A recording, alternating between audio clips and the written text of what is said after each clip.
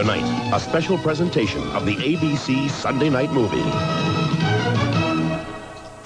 From the creators of the Star Wars saga, a world premiere presentation. A bold adventure of courage and daring. Thanks, we're lost. Where heroes become legends, and the only thing you can be sure of is magic. Lucasfilm's Sexy little light The dancer. Ewok Adventure. Brought to you by Huggies, the diapers that help stop leaking. And Nestle. When it comes to quality food products, Nestle makes the very best. And by McDonald's. It's a good time for the great taste of McDonald's. Yes. Okay. Yeah. So, ladies and gentlemen, what you just heard was the actual Saturday night preview for this film. Done by ABC, but it's a Fox movie. Right.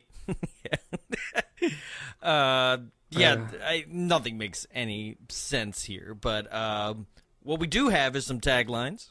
Yeah. Yeah, right? Those make sense, right? Yeah, no. No. Yeah, no. Those cuddly, courageous Ewoks from Return of the Jedi are back in their own adventure. Just say this time, the Ewoks have their own adventure. Right? We know who they are. The tagline is name dropping. Yeah. From the creator of George Lucas, you know The creator guy of who George made... Lucas. Yeah. God. Just kidding. I don't Go- believe in him. Yeah. Sorry, Jonathan's mom. Do you do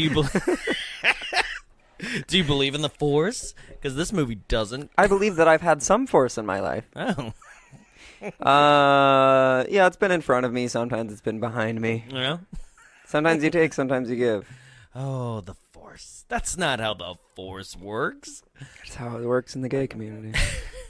Number 2. You'll live the adventure. You'll love its heroes. Wrong. I wouldn't say, like, love the heroes. I wouldn't Be like- say they are heroes. Yeah. They do things. You'll love these fools. With a budget of $3 million, no reported gross to be found because it was an ABC film, but I guess you could find it online for its DVD sales or VHS sales back in the day. But it also has 1 hang-gliding Ewok, 2 Ewok brother brawls, 1 tree monster disguised as a cute fuzzy animal, 1 stop-motion giant werewolf thing, 1 mystic video dreidel, 1 two-way mirror magic pond, 1 bunch of Tinkerbell rip-off fairies, 1 giant spider web clearly made of rope, 3 store-bought puppet spiders, and 1 giant Bigfoot monster, with 2 deaths, including the death of an Ewok, with a 5.5 on IMDb and a 25% on Rotten Tomatoes. It's 1984's Caravan of Courage, an Ewok Adventure. Let's drop some bombs.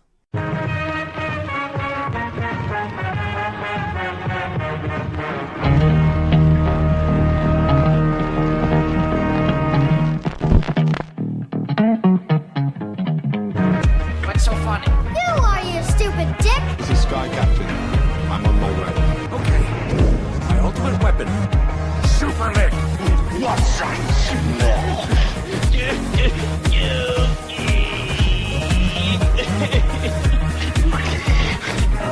looks like the monster is something real big. Where is it? Darlings, you have made your mother very proud. Welcome to Bounce Away, the only podcast recorded inside a projection booth. My name is Jonathan Young. Joining me in the studio, as always, is... The reason you shouldn't stick your arm in tree holes. Jarrett Seibert. Yes! Oh, God. So, ladies and gentlemen, happy May the 4th. Yes. And it's gonna be with you. Forever. And ever and ever. Today on the show, we're talking about Caravan of Courage, the Ewok Adventure. the made-for-television movie that surprisingly had a sequel that's either a follow-up to Return of the Jedi or a prequel to Return of the Jedi. We're not quite sure. I kind of was watching this. I've seen each Star Wars once. And each Star War? Yeah, each one is a different war. Yeah. That's how Star Wars works. Well, when there's a different war per se in the Star Wars, like the Return of the Sith War or the Clone War, the Return of the Sith War. Yeah, each film is a different war. They're like, don't call it that. We're supposed to be in hiding. God, we're not. Raising Hope War. That's one, isn't it? Or is that the TV show? Striking Back War. The My Name is Earl War. No. See, in the wars, as you call it, each individual battle is known as a battle. Like the battle. I know. I'm playing dumb. I know. But I'm like. It would kill you if you didn't actually correct me. Like, what if you actually thought that they were each wars? No, each That's movie. how Leia got to be a general so fast. She fought in 3 wars before that movie. Yeah. Wait, which movie? The movie where she was a general. Oh yeah. Force Awakens. Yeah, sure. Yeah, the War of the Awakening. Yeah. The Force Awakens wars. Yeah. The Wars Force Awakens. War Horse. That's another thing that exists. I'm just gonna tangent from everything. Yeah. Yeah, no, I didn't know where this movie fell at all in my limited Star Wars knowledge. Surprisingly did not help me. But I'm gonna put it out there, my Star Wars knowledge is on a 9 of 10. Okay. Loser. Yeah, whatever. But mine is limited, the things where I'm limited is novels and comics. I don't read. Well, it's hard to at read all. when you don't know how to. Yeah. Just makes it that much more difficult. What's a Ewok? What is Inando? It's a Spanish word. I don't know. It says it's a moon of Endenauer. Hey, you guys see that movie, Return of the Jedi?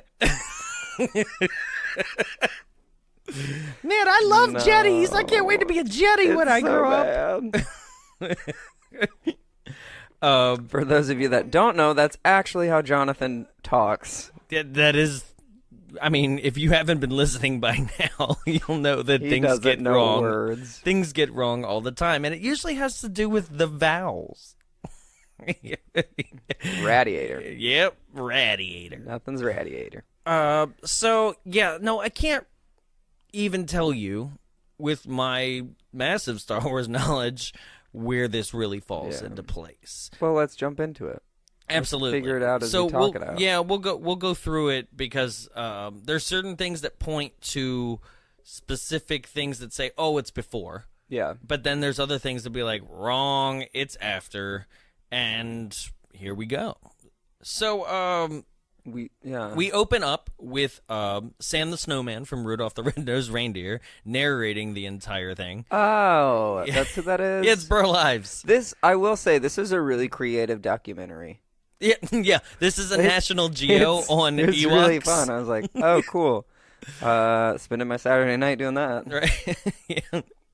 The Ewoks. Which I actually did spend my Saturday night watching a documentary, but not this one. Oh, okay. Wild Wild Country on Netflix. If you like Colts, it's amazing. It just anyway, sounds back like to this. Ewoks. Yeah. Yeah. Wild Wild Country, the story of No, Endor. it's about a cult from India that moves to America and tries to take over the state of Oregon. Oh. And it's all actual footage of Didn't the they cult. watch Red Dawn? This was in 1981.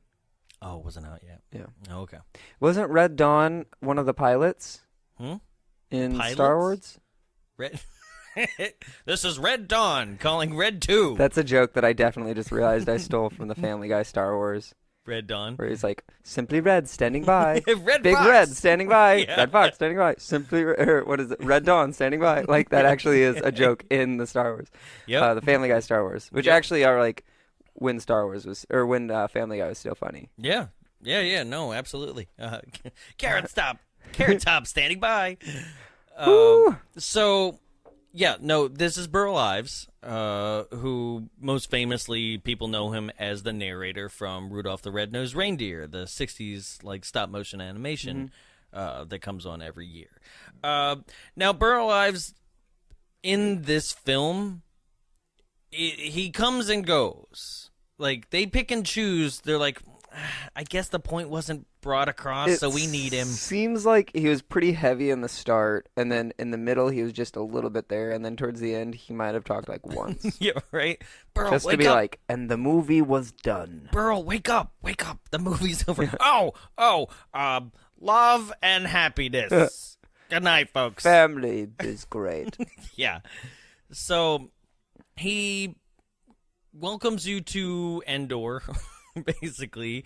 I thought it was the moon of Endor. It is. No. The forest moon of Endor. Oh, see, okay, when he said the forest moon of Endor, I thought that meant the planet that they were on was a forest moon, a moon of the planet Endor. It's a general misconception.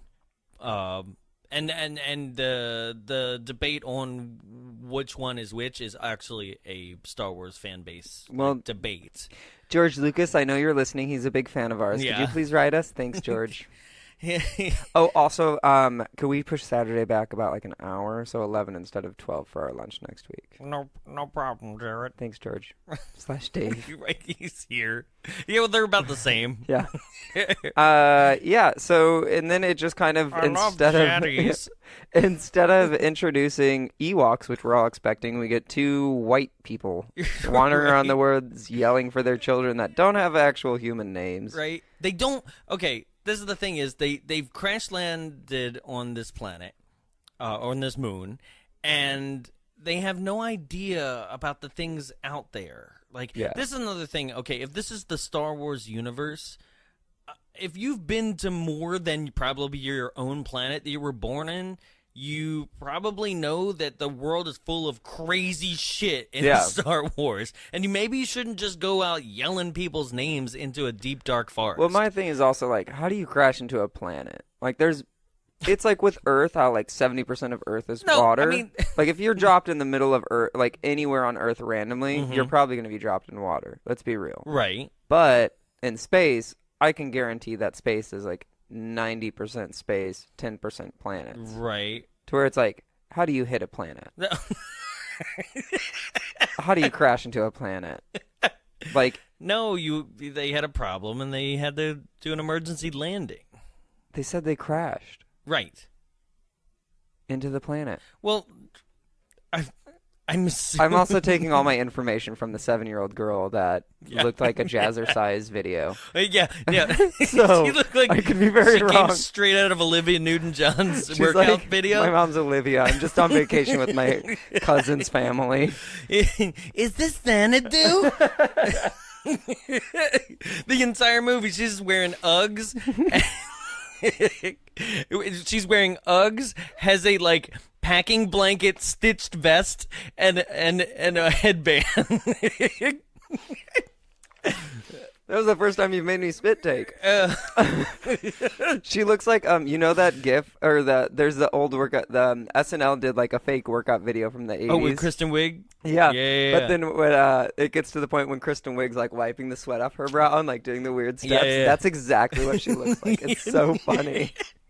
I got drink all over me. And so these 2 parents are searching for their children, and they have gone back to the scene of the crash and are just flashing like flashlights just randomly around. They're like not really looking. They're just like, hello? And they're like, you can come out, we won't be mad. Which, like, I understand as a kid. Like, oh, I was playing hide and seek, but now my parents sound really concerned. Like, now if I go back, like, I'll get in trouble. But at the same time, like... But also Mace is like 17.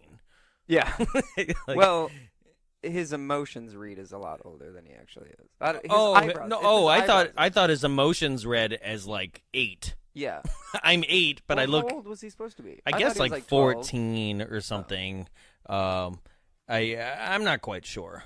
Yeah. Yeah. I thought he was like 12 or 14. But so, like, the parents are like, we can't find him. And then a giant comes out of the trees. Yeah. And Hagrid greets him. Takes him back to his hut. You're a Jedi, Harry. Yeah. And then the kids... well, then, like, we go to, like, next scene. And it's like... but it's the same It's the scene. Ewoks. It's, like, the morning after. Right. But, see, I didn't know if this was, like, the morning after, like, the day before when the parents are looking for him. Because the kids aren't missing. No, for some reason, like, okay. The next scene, it is the morning after the next scene. The morning after, but it doesn't read well. Because the Ewoks go into the ships, and like the girl's hiding in the ship. Well, the next scene is, Deej, who is the father of Wicket. Everybody knows DJ. Wicket. It's DJ. Yeah, it's D-E-E-J. DJ. Deej. But DJ. Yeah, DJ. He is the father of 3 Ewoks. One very famously that we all know, Wicket, the one that first met Princess Leia, the first Ewok on screen in Return of the Jedi. There's a Wicket in my picket. Still played by Warwick Davis of Leprechaun fame. Wicket Davis. Warwick. Well, did you know? No, apparently you didn't either. No. Their like kind of side name is like it's weird how sometimes Star Wars universe, or at least before Disney got a hold of it, would give things last names just to like complete the character, like like the action figures. See, okay, that's my problem like with Star Wars and anything Star Wars related is people always are trying to be like the rules of Star Wars. Like, yeah, something has to establish rules, but like you have countless different planets to where it's like, I'm pretty sure the rules can change depending on where they go because they're constantly expanding, right? Finding new planets, right? So when the whole thing, and it even makes me more mad when people try to apply like human rules to where it's like, well, now we got to give them last names because that's what we do in America. And it's like, right? We're not in America. We're not even near Earth. Right. So if you look at like it was like the character Star Wars character encyclopedia, and now you can look at Wikipedia, things like that. The last name, they gave them last names, right?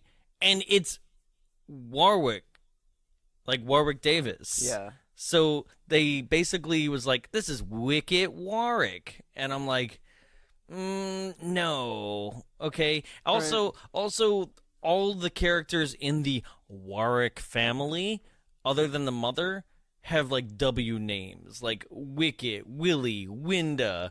You're like, is this fucking Where's Waldo? They just really love W's. Yeah, Waldo and Winda.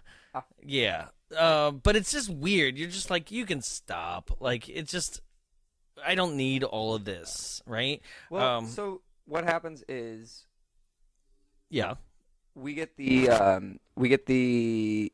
Ewoks find the crashed spaceship. They go in, and then they hear the little girl crying, and then the little boy. But did you notice before this, as they established the family, the 2 brothers, the older brothers of Wicket, are fighting, right? Basically, they're lost too. I'm not gonna lie to you.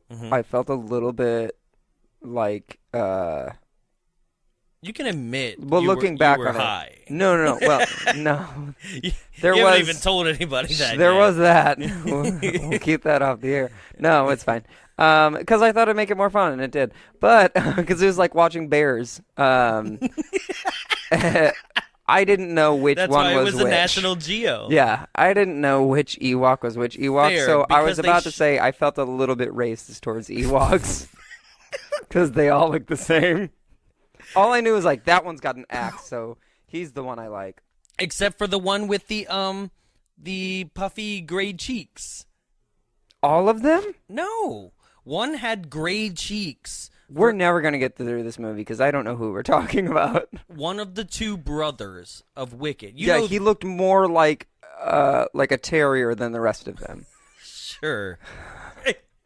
They were like bears that had sex with terriers and just created a planet that may or may not be a moon of a different planet. But they we don't know. blink. Yeah. They just they don't stare have at you eyes. menacingly. I would with be buck terrified teeth. of like the one that either has like what's that eye thing that makes your eyes like glossy and dead? The eye thing? Yeah, when you get too old, cataracts. Oh, don't they all do? Yeah. There's no white in their I know. pupils at all. Like they either I would be terrified to see an Ewok that had cataracts or one that had like blue eyes. Right. Be like, ah. Okay. They already look like they're trying to take you over. So, okay, I'm going to... So, most of the family, Mm-hmm. the Ewok family, Deej's family, all look similar. There was a baby. There was a baby, and it's creepy. There's even a baby in the family. Okay, I'm remembering the family. Okay, this is like bullet point number 1 is that baby looks the same as this baby that's being held by the same type of Ewok from Return of the Jedi. So Okay. I'm like, this can't be too far off from one or the other. But at the same time, all right. All so- human babies look alike, too. Yeah, but for so- how long until, like, I'm saying size. Yeah. This is what I'm talking about. Well, here. Ewoks are always kind of pocket size. No, no, not the baby. Oh. Like the baby's got to grow up to be a normal size, Yeah. right? Now, this baby is the same size as another Ewok baby in Return of the Jedi that's held by the same creature, like the same looking Didn't mother. want to build a second prop. Huh? They just didn't want to build. Right. But if we're saying that that's Wicked's family, Yeah. right? How long does it take an Ewok to grow into full size? Because True. if this is before Return of the Jedi, Or that after. means the Empire hasn't showed up yet, and I'm guaranteeing it took at least a year to build up the Empire's Well, see- resources on Endor. My thing is, how come that little boy looks like he's a fighter pilot? Yes, he is dressed in X-wing pilot gear, Which is like, or at least the orange jumpsuit part of it. Yeah. But he's also wearing like a PhotoPass camera operator's Yeah. vest. So I saw that each wore once, but like he looked like he was about to fly up a Yes, an wing. X-wing. Yeah, a wing. You're right. A chicken wing. Because they do fly different wings in those kind of suits, but Like lemon orange is usually pepper, dedicated to mild, spicy. I'm just going over what I normally order from Wingstop. We're sponsored by Wingstop. Hello, stop in, get a few pieces for some money. I don't know. all wings report in. Barbecue standing by. Korean jerk standing by. Cajun rubs standing by. Chesapeake Old Bay standing by. What? You've never had Chesapeake Oh, Old Bay yeah. Old Bay wings? I thought Chesapeake Bay seasoning was for like crab pots. Well, that too. Oh, Dude, we put it on everything. that would be good. Well, you're from Maryland, so Yeah. seafood constantly just. All your burgers are actually just lobsters. You came out to In-N-Out and you were like, "Oh my god, this burger tastes like beef. This is weird." But not lobsters, Jim, because that is Maine. Crabs. I don't know. Crabs and lobsters, tomatoes, tomatoes. Bluefin crabs, right? Bluefin crab. What? Bluefin crab. That's a thing? Yeah. I thought crabs don't have fins. Yeah. Their back last part legs are fins. Their back last part.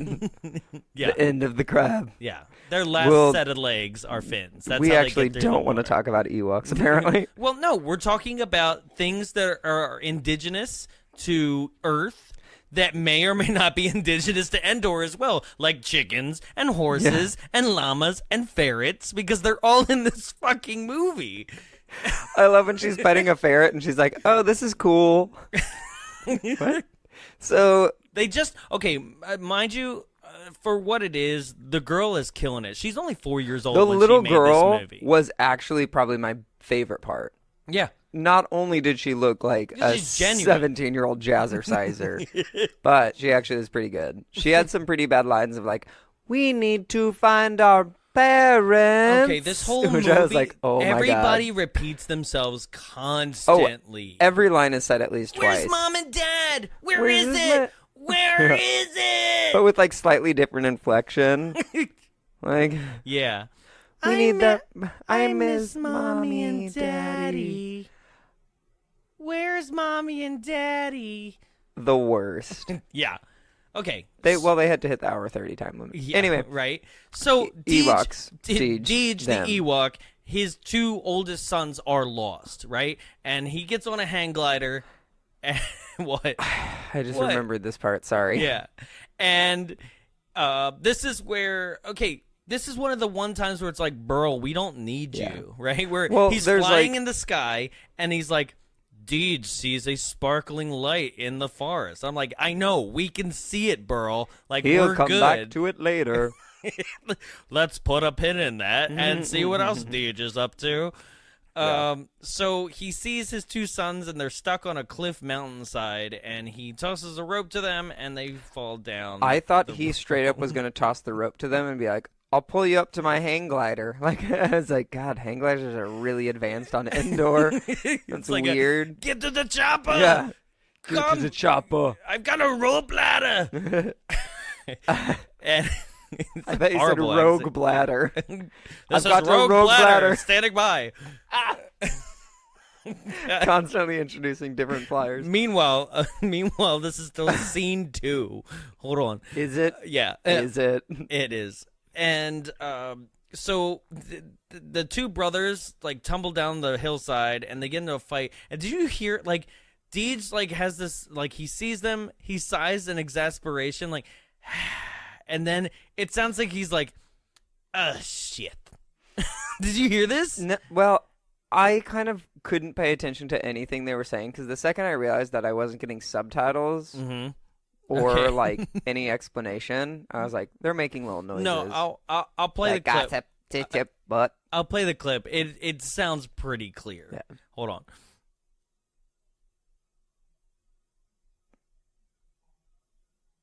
It's obvious. Yeah.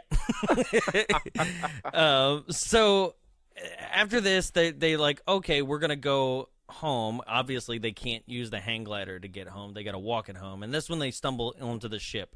Now, according to the trivia, the ship is actually made out of old snowspeeder parts from Empire Strikes Back. Oh. So they did reuse more than just the costumes and horses, I guess. But they stumble onto the ship, and they go inside. And I love this where, like, the order of the editing, I guess, in my opinion, was wrong. Because they're like, they hear a little girl coughing, and the Ewoks, like, pull the cover that I guess she was hiding in a cabinet or something in the ship. And they pull it aside, and they show her, and then they cut to Deej, who... Obviously, if they've pulled it and then they've shown her, that's like a 2 count. And then Deej is like, I'm going to raise a knife to this little girl. I'm going to be a glossy-eyed, crazy buck-toothed bear who just immediately is like, yeah. I was like, they should have been like, pull the door open, cut to Deej, then cut to her reaction. Yeah. They did it in reverse. Wah, wah. So it makes it look like he was like, oh, shit, a girl! Well, to be fair, he might not have seen one yet. Right? So, or he had, and he's like, fuck, more humans! Again, kill 'em! shit. Right? No, wait, we might get some more Stormtrooper helmets to drum on. Yeah. So, then Deej asked one of his sons, Witchy or the other, Whittle, I don't know which one, to wait outside. The one with the actual gray puffy cheeks. Yeah. One had actual like gray cheeks. No, you just said a It lot was of like cute. W. You were like, He he looked asked like- Witchy or Whittle to wait outside while the other one would his wife. Whittle. I don't know. He would whittle. I was like, what's happening? Yeah. Alliteration is scary right now. Right. And this is where Mace Tawani is their last name, the family's last name. Mace, which is our 15-year-old boy with a lot of teen angst that you Very just angry grow to eyebrows. fucking hate in this movie. You hate. Yeah. I hated him. Oh. God, there was no moment where he actually redeems himself. And anytime he gets emotional... He's always just kind of like that, like, we gotta go. I need help. I can't do anything. Like, just always. Where in the hell are we always. hanging around with these stupid bears? Yeah. 2 minutes later, I think we need the bears. Yeah. Like, consistently. But, like, you'd think he'd learn that lesson maybe after, like, the second time he's in trouble. I swear to God, they get in trouble, Yeah. like, 20 times in this film. And still, after every single one, thank you for your help. Fucking stupid bears. Yeah. Like, so Mace pops out. The bears kidnap him. But, like, the little girl's like, well, they handcuff him. They tie him up. Well, because he took one of them hostage. Yeah. And is like, get away from my sister! Right? And she's like, no, they're friendly. And he's like, fuck that! Yeah. Like, he's like immediately like, no. Meanwhile, he has the gun, and he could easily just be like, all right, let me feel this out. But no, he's immediately takes one hostage, and then they do this, like, just roll where, like, I guess the little person inside was like, I can't fight this guy for real, so let me just, like, do a bear roll. I mean, tumble at him. Right? And they take him out at the legs, and then they tie him up just like they do, like, Luke and Han from Return of the Jedi, and they march him back to base. Yeah. And this is the first time, like, I guess they actually got, because it is Fox, right? They actually used the Ewok theme that John Williams wrote in this moment. So that was cool. You get to hear it, like, twice, I think, in the whole movie. 2 or 3 times. I recognized it, at least, which is saying something. Right? I mean, how can you not? I mean, it plays through Tomorrowland. Yeah. So, Oh, it does. Yeah. It's true. So I was like, oh, yay, familiar music, familiarity. Like, this is what's saving this movie for me. And then, so when they get there, it's discovered that Sindel is definitely sick, right? She's got a cough. She's kind of passing out. I guess she's got a fever. And this is another time when Mace is just kind of, like, insensitively a dick. Yeah. She's Like, sick. Help her. She's sick. Do you have food? Food. Eat. Food. God damn it. Like, consistently. Like, doesn't understand that, like, whenever there's a language barrier, like, say one word, do what that word is. Like, But 45 minutes into the film, all Ewoks overcome said language barrier. yeah. They're like, we talk too. Yeah. Crash. Which is one of those things where you're like, wait a minute. Maybe this is after Jedi. Yeah. Because, like, in Return of the Jedi, it is seen that, like, they do not know how to speak English, right? Yeah. And 3PO himself needs to speak in their language to communicate with them, right? But this would pose that Wicket himself starts knowing English. Do you think C-3PO's gay? Oh, absolutely. Okay, cool. Right? Yeah. Just wanted to clear that his out. nickname from Han Solo is Goldenrod. So Han Solo's used it. Yeah. I mean, why wouldn't you try? Yeah. Right? You know. It's just one butt. You got it once in this lifetime. You might as well use it. Is your confidentiality circuits intact? That's actually in Solo, a Star Wars movie. He meets him for a second, then he erases his memory. He's like, gotta get rid of this one. Another memory wipe for 3PO. Yeah. Goodness, it was just me. Yeah. Damn, we are. Then there's we do not want to talk about attacking the my movie. beloved saga hard today, and I'm fine with it. That's fine. No, I'm fine with it. Yeah. Right. And yeah, so then they eventually are like, oh, here's some water on a leaf that'll make your sister feel better. Right. He pours it on her face. Yeah, majority of it falls out of her mouth, which is probably why it doesn't work the first time, because she didn't actually take any. She was like, Right. it tasted pretty good, but like She was it like, felt better. Yeah. Right. And Because she's passed out at that point. Yes. And then after this, They go to find more medicine, which is Yeah. whenever he sees like a cute little like ollie thing in a tree, the stupid 15-year-old, and he goes over and he's like, I'm going to catch that thing. yeah. Which doesn't seem like a great idea at all. Even as a No. child, I'd be like, what the Well, this heck? is what I said, is that, like, unless they are actually from, like, planet Earth, Yeah. right, and have no idea of the rest of the planets in the Star Wars universe, like, literally almost any planet that I Yeah. can recall, like, in any Star Wars movie, is, like, first you're met with, like, a little bit of wonder, being like, wow, look at this amazing And desert then planet. it tries to kill you. Immediately, right? No, it always tries to kill you. Yeah. It's like, it is its thing. It's like, look at this amazing ice planet. Oh shit, ice monsters! Yeah. Right? Look at this You desert. love sand? Yeah. Here's a pit monster. A sand pit monster. Yeah, that eats the entire Sarlacc. cities. Doesn't the Sarlacc eat like everything, and then it's like it takes No. 10,000 years to digest you? Well, you got part of it, right? The 10,000 years part. Okay, that's it what it doesn't is. See, move but that's out of what that I pit. It doesn't I- like eat whole cities. No, well, that's see- Galacticus from Marvel. I imagine that since it took 10,000 years to digest you, that like you had 10,000 years of hanging out in there. So I was like, you probably got friends. You've got like other ships in there. No, like you don't like stop your aging process. No, just I know, no. Like I know that, but like if you got eaten whole, like you'd still have other people in there that have been like, I've been here for 30 years. I killed a guy that came in here so I could eat him.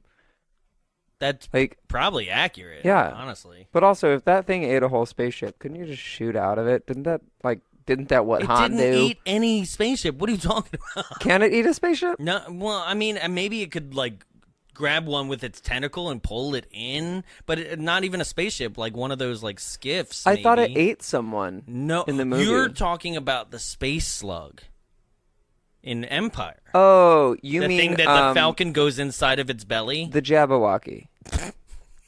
Sorry, Jabu Jabu. Nope, that's Zelda. I honestly nope. love. What's his name? Huh? Sexy snail. Like a sexy slug. Yeah, space slug. Yeah. It's a space slug. Yeah, the That's guy- what you're talking about. The Are you trying to do another reference from something? No, it's Leia's like horny captive space slug. Oh, Jabba the Hutt? Yeah, Jabba the Hutt. Yeah, but he doesn't eat cities. Oh, he could if he wanted to. He's fat enough. Oh, Jesus. Hello, this is the Star Wars podcast where a Star Wars expert talks to a Star Wars idiot. That would be fun. That would be really fun.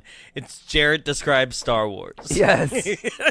I watched the movie once 5 years ago. We should do that. Yeah. We should get you extremely drunk. Oh. And then you have to describe each episode start to finish. And then I have to literally just like try to like revert when Catch you get it it. wrong. I don't know. The guy like did something with his sword. This would be half of it. They were like fighting as pew pew. It's like a live tweeting session for you, Yeah. but like you have to do it from memory. No notes, all memory. That'd be so bad. That's actually a really good idea. Anywho. So, Something about eating things. That's where we got oh, sidetracked. there's the a tree fuzzy monster, yeah, yeah. there's a tree monster, and there's a little fuzzy, like a even more smaller than the baby miniature looking Ewok, right? Yeah. Like in a tree. It looks like a tiny little barn owl. Yeah. And he's like, I'm going to catch it. And he like throws his arm to catch it. Yeah, why doesn't he just dude, this kid will not stop touching shit. Yeah. Just Well- keep your hands to yourself. Like, I would hate to take him to a museum. Yeah. Like, and so he like tries to grab it, but then the whole thing like eats his arm and tries pulling him into the tree. And he's like, help, help, help. Well, no. Like, the way you described it makes it seem like he like tried to grab it and something like came out. Oh, right? no. no. He throws his arm in. He goes to his shoulder into the tree, and then like is surprised that he can't pull it out because something inside is worse Yeah. than that, right? And then it's revealed that it looks like a baby dinosaur. It's like a creepy... It's like a hand puppet. It's like an eel. It's like a really long eel. Yeah, right? And the Ewoks come to his rescue by taking sticks, and if you, I guess, beat the trunk of the tree, the monster's like, oh, noises or something. God, I hate reverberation. Like, because it just lets him go. yeah. And then that's it. They bring the medicine back. Okay, so this is also what happens a lot in this film is like problem, then solved within 30 seconds, right? And then just moving on to the next issue. But right? we at least advance in the movie, and they start using Do we? mythical objects to solve our problems. Eventually, I mean, we've still got like in the time frame of the film, we've still got like 20 minutes before said Caravan of Courage even happens. Well, there's really not a caravan, because like I didn't see Dodge anywhere in this photo. Pretty cheap product placement. Wah, wah. Yeah, so I they wouldn't have saved... been surprised if like the Ewoks were like, Pepsi, take Pepsi. Pepsi for medicine. Right? Kids are like, I need Pepsi, Mom. I feel bad. Right? So, they get back, they make the medicine, they give it to the girl, and immediately the girl's like, Mom and Dad. Yeah. I need Mom and Dad. I miss Mom and Dad. Like, get over it. They're dead. Me too. I miss them. That's my... Yeah. I mean, it's an accurate impression of him. That's what he constantly does. It's always like he's yelling about his feelings always. Yeah. Mace. Maeve would have been a better one. Right? Which is weird. Like, this is the first instance of the name Mace. And then that also becomes Samuel L. Jackson's name. Yeah. Yeah. See, I remember things. Yeah, there you about go. Mace Windu. One of them is a little bitch, and one of them is badass motherfucker. That's There's 2 Mace Windus? One Maces. Yeah. Yeah.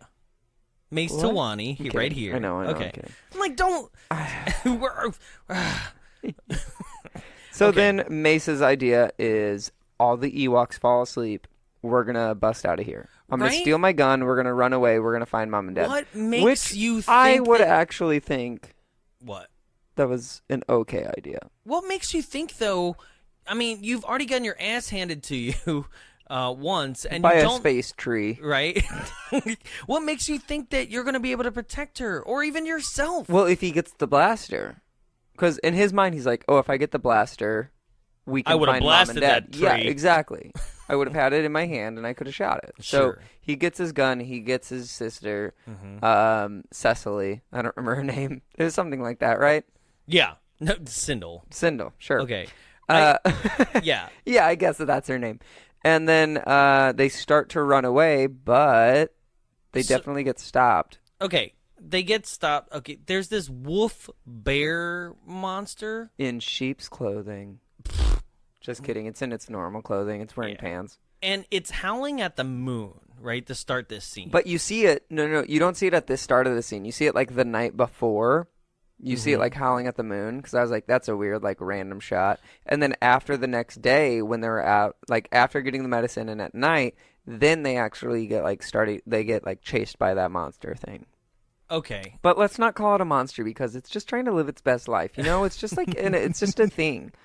What's funny is... It's not a monster. We're labeling it as a monster, you know? Ironically, it's howling at the moon, but they're on the moon. But there was a moon? No, they're on the moon. Well, then what was behind the beast? The moon, the planet that this is the moon of. I thought you said that this was the planet. That was the moon. This is the forest moon of Endor. Meaning, like, the name of the moon is Endor. You're on the side that the planet is the moon. You're not on the side that they're on the planet. The planet is not the moon. The planet is the planet. And it's up in the horizon. Yeah. Okay. Damn. Are you high now? No, it's just really confusing calling it the forest moon of Endor because it's... Right, like as if it's the moon that of Yavin, right? Well, it's like it's the moon of the planet. I mean, like, okay, so in... You said it yourself like 20 minutes ago that there was controversy around it. Right. But I'm telling you that officially the moon is named Endor. Okay. But I thought it was the forest moon of Endor. Right, because they shouldn't have said that ever in Star Wars canon. Like, this is that shit. Like, nobody goes around being like, because this is what happens is like the ice planet of Hoth. That's what they do in Star Wars. It's like the lava planet of Mustafar. And you're like, okay, the whatever random element that apparently makes up an entire planet, then said name of planet or body of planetoid. Okay. Right? So, in this instance, if we're following that trope that they do, this is the forest moon named Endor.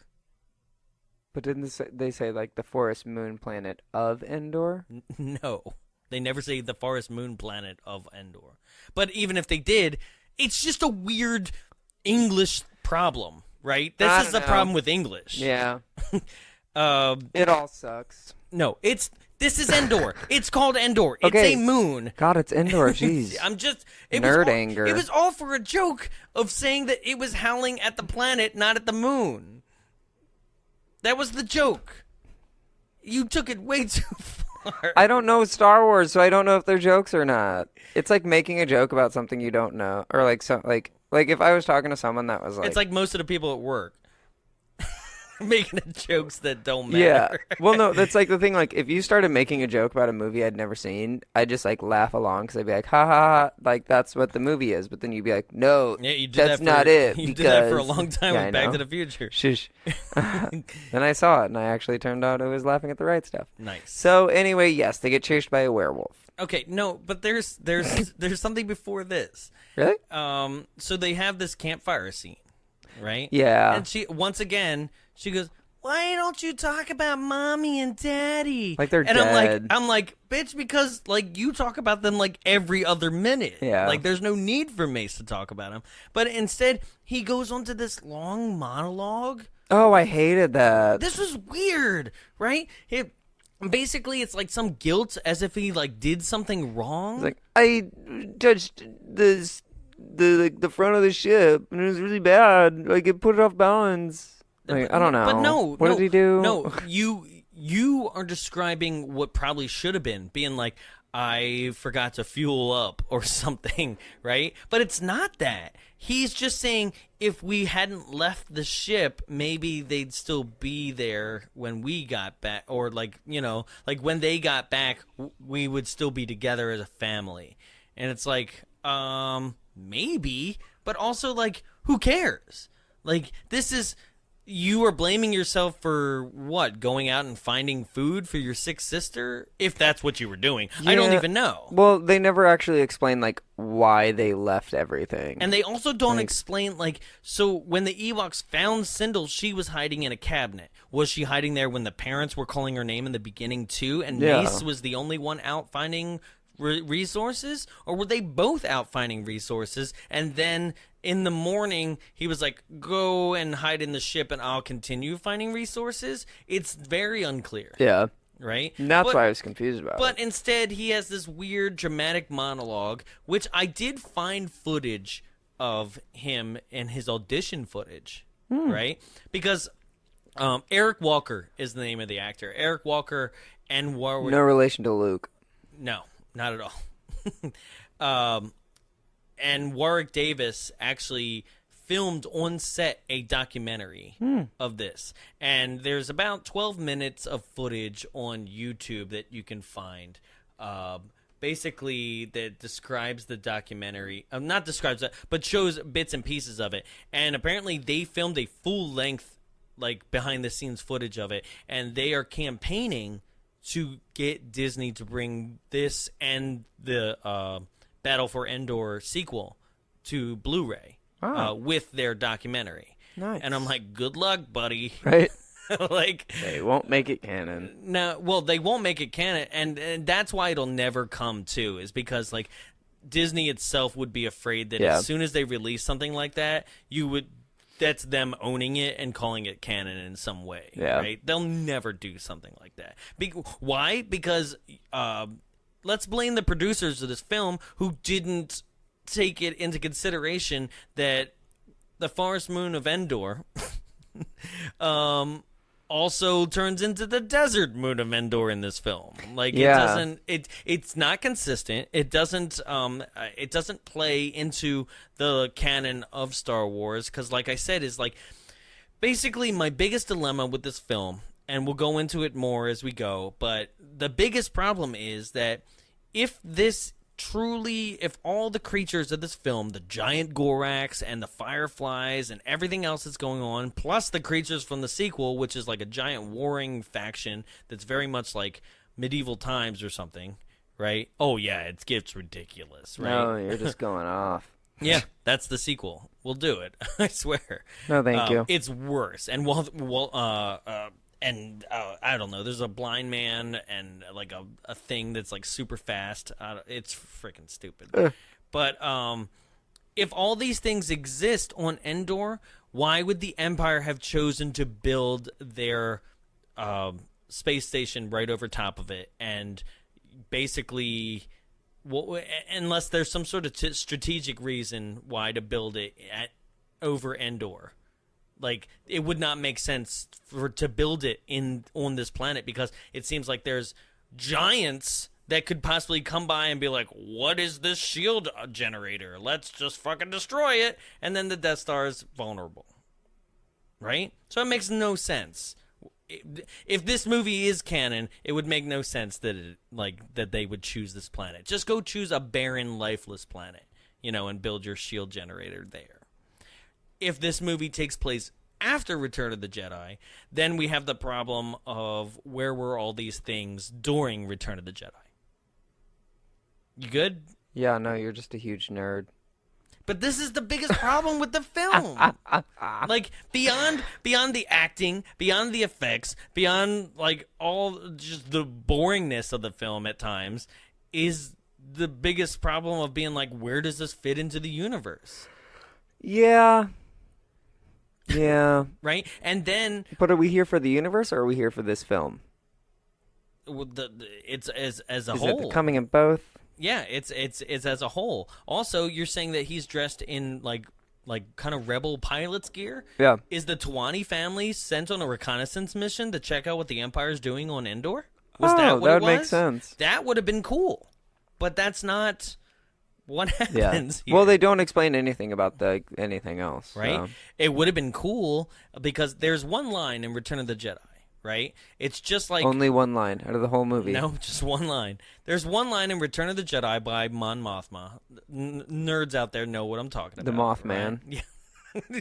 Right? She does a prophecy and then kind of goes about her business. They basically have the Death Star plans. They're showing it to Luke and Leia and everybody, telling them what their mission is in Return of the Jedi. And she drops this line saying, many Bothans died to give us this information. It would have been really cool if they were like, yo, we're from the planet Bothans or something. And I've been like, okay, they sent some Bothans to investigate, and they didn't make it back because they crash landed and had no way of contacting the Rebel Alliance. But that would have been cool. Instead, we got that other movie. Yeah. Rogue One. No, because this is about Death Star 2. Rogue One is about Death Star 1. Oh my god. Right. Okay. So this still would have worked. I'm exhausted. I know. Right? Okay. Doesn't make sense. Then the wolf bear monster Back to scene 3. comes and terrorizes them, and this will be important later. But they're being chased by the monster, and Mace shoots his gun, and for the first time in a Star Wars movie, I'm seeing yellow blaster fire. Yeah. Okay. That's important later, because it's not But yellow his blaster later. also runs out of triple A's. A lot. Whoops. It's very touchy. And then they do something also very stupid in this movie, where they're like, we're being chased. Go hide in that tree hole. You know what happened the last time you did something in a tree hole? I never even thought You about almost that. died. And then he was like, yeah, round 2. Let's go hide in there. And I'm like, what if that's another beast, you big dumb idiot? Yeah, he's like, we're safe here for the night. I'm like, are ya? No. Yeah, so then they decide to take a nap in the tree hole, but then they wake up with an Ewok farting into the tree hole. What? You just see the Ewok butt being pushed in the tree hole. And it turns out the beast is now attacking the Ewoks. Right. They came to save them, and... Or they were just looking for them. Right. And did they save them? They were probably like, God, let's just at least find their remains and give them a proper burial. Now, people have complained about the stop motion of this monster over the years. And that was stop motion? Yeah. Oh. Well, at times. I won't complain about Sometimes it. it was stop motion. Sometimes, when it was the snout was directly in the camera's face, that was a puppet. Okay. Right? So they went back and forth. But I'm like, this stop motion is no better than, the Rancor in the beginning of Return of the Jedi. Yeah. You know, the monster underneath Jabba's throne, just in case. That Luke has to throw. Anytime I hear a word that I don't recognize, I just nod my head and go, oh, yeah. No, you could ask. And then, no, It's I fine, put in, but you any... You can't be the only one. Well, I know there's specifically one listener right now who listens to every episode no matter what, and is probably I don't fucking know what he's talking about. I take in whatever random Star Wars monster I know, and I just pop it right in. So like, yep, there's that thing. So when you heard Rancor, what popped in? I don't know. It was like a blob thing. It had shapes. Is it always a blob for you? Yeah, it's a lot of blobs. Star Wars did love its blobs, though. Like, we had Jabba the Hutt was a blob. I'm sure whatever was under the sand was a blob. Yeah. No, that's like a bunch of tentacles. It like grows like a tree root almost into the sand. But they come from a blob. Yeah. I don't know. But then the Ewoks... the Rancor is that giant monster that's like in the pit that Luke has to fight, and he throws like, and the door closes on it. Yeah. But that was stop motion plus puppetry, and it doesn't look any better or different. And I think Willow came out the next year, and there's stuff in Willow that looks exactly the same with stop motion. So like, I don't know why people complain about that one, but what I complain about this scene is that Ewoks are getting thrown left and right by this monster, and then Wicket shows up in the trees, and it just blow darts it once, and it's down for the count. And I'm like, why didn't you just sneak up behind it and blow dart it in the first place? He was still getting there. Especially if he's the only blow dart Ewok they have. Right? Because last time he like tried to help, he did a slingshot in Return of the Jedi and hit himself in the face. So exactly. They're like, no, you stay back, buddy. You get blow darts. Then after this, they go back to... Well, wait. First, they find the life monitors. Oh, yeah. For some reason, the life monitors are tied to the... What is a life monitor? It's not in anything else in Star Wars. It's an Apple Watch. It's... Okay. Am I wrong? It looks like restraining bracelets, for one, right? Yeah. But, okay. It's like a pacemaker for yourself? No, well, it's literally... I just took it as what it is. It's a life monitor. It shows, like, oh, this is what the person's vitals are right now. Mm-hmm. But... Okay, so each one of them has one. Yeah. Right? But then if it's off the person can still be like, Here you go. It's still Here going, it is. so he's alive. Yeah, Right. I got that, and I was like, maybe there's a microchip. But at the same time, I was like, I just don't care enough about the movie to actually, But then also, like, they have their life monitor, right? Yeah. But everybody has their own, right? So the life monitor is telling you you're personally alive, right? It would be one thing if the life monitor was like, yo, here's everybody in your family unit, and here's their vital signs, right? Which would also still be weird. Yeah. Right? But they find both of their life monitors on the back of this beast, right? And they're like, oh my God, then they're still alive. And I'm like, no. What is the purpose of the life monitor then? I think they... Rather than the life monitor reading it, but he does say something like, oh, the life monitor, it says that Dad is still alive. He says something along those lines, to where it's like, how does that life monitor know the Dad is still alive? There's no Wi-Fi on that planet. Yeah. Like, how is it connected? I mean, it's not more about the technology for me as, like, why would you even have one? Like, I could see if, like, your life monitor, it's like Find My Friends on iPhone, you know? Yeah. I could see if it was like, here's your closest friends, and yes, they are alive. Yeah. You know? Like, Find My iPhone, yeah. right? But it's not that. Each life monitor, because they don't know that they're alive until they find the Dad's life monitor. And he goes, oh, I found it. That means they're alive. And I'm like, it does? Because... I think that's just more of like a kid notion of like, I found this part of them, that means they're alive. Right. Yeah. It'd be one thing if they were like, if it's still powered, they're alive. Yeah. And then you'd be like, okay, there's hope, right? But no, it's not like that. It'd be a new hope. Oh, Jesus. All right, moving on. Anyway. They go back to Ewok camp, and the Ewoks are like, we're going to help you find your parents, but you need to form a team. Yes. A Lord of the Rings team. So they go to Logray, the village shaman, right? Who is the calico Ewok of the group. Yeah. With gray and black stripes. And he pulls out a video dreidel. Yeah. The weirdest thing. Okay, so he has this gigantic dreidel that he sets up on the table and then begins to spin it, right? And it has these like glass windows on it. And as it spins, it kind of makes, kind of like when you spin the shadows on the wall or whatever, but like it's internally. So internally that would actually be something called oh my gosh, I'm forgetting the name of it. Stereoscope or something? No, it's it's not a phenakistoscope. It's a praxinoscope or a zoetrope. They used to have one at the animation studio, they do. Right? It's with a zoetrope. The Buzz Lightyear or whatever. I mean, the Toy Story with riding the horse. Well,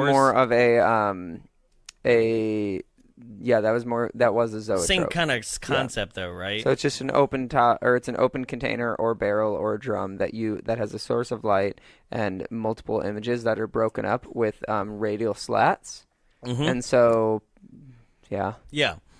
And, zoetrope, invented in 1836 or something like that. But and that would kind of make sense if it wasn't for the fact that, like... It was broadcasting, too. It's like... Meanwhile, at the Gorax's lair! It, like, just knows how to find the parents and, like, shows everything, them in their weird bone cage. Right. Where and they can definitely fit through the holes. Right. It shows us that, but then it proceeds to also make sure that for sure that it is them, because Mace is, that's Mom and Dad. Where is it? Yeah. What's going on? My Mom and Dad are there. And then Sindel repeats, that's Mommy and Daddy. Yeah. Like, I know he just said it, and we all know because we saw them in the beginning of the movie, right? So this is where Deej just learns English. Like, Burl Ives is like, the Ewoks decide that they will help. And then he goes, we help you. Yeah. And I'm like, so I didn't need Burl Ives, and I have more questions than answers now.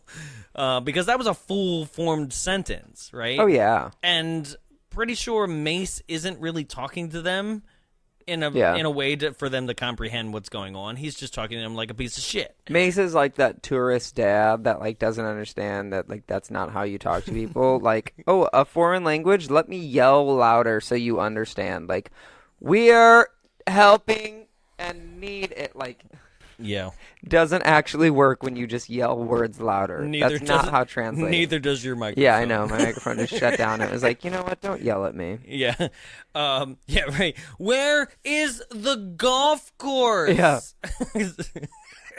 Bathroom. Bathroom. Where is the bathroom, sir? Like, this is Jungle Cruise. We're American. It's oh, real. So, they start the Caravan of Courage 45 minutes in. Here we go. They each get like different mythical objects. Right. Which house also happens in Willow. You can see so much of Willow in this movie, right? Which is also written by George Lucas. Oh, okay. And so they give them like artifacts that will be on their journey, and like there's lines drawn, like chalk lines drawn in the ground, right? And everybody stands in a circle around, and chalk lines point to each person, and each person picks up their thing, and then like Mace, like the douche that he is like, this must be mine, and it's like, dude, that was like 180 degrees from you in the circle. You just didn't want the rock that's given to you, right?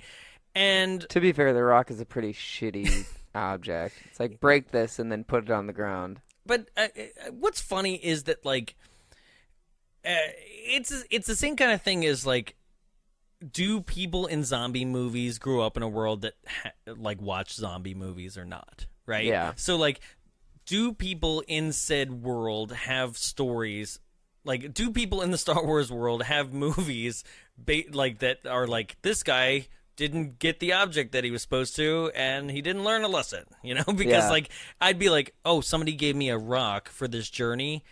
Rock's probably important. Yeah. You know, like, just don't be a dick about it, you know? Yeah. Like, because he's like, stupid mop face, hairbrush, Ewoks, stupid fucking bears. Like, that's how he is, right? He throws the rock on the ground, right? And the movie, instead of being like, hey, we're going to like kind of surprise our audience later, is like, no, Wicket picked it up, so we're all good. Wicket's right? like, I got it. So it's never this like, because later on when they're like, we need your rock, he's like, I threw it away. you should be like, oh, fuck, they threw it away. Now they got to solve the problem some other way. And then Wicket should be like, no, I got the rock, right? Instead, as soon as he's like, we need the rock, he's like, I threw it away. You're like, Wicket's got it. Like, move on. Let's go. And so now they're on the journey, and there were 2 objects that were not given.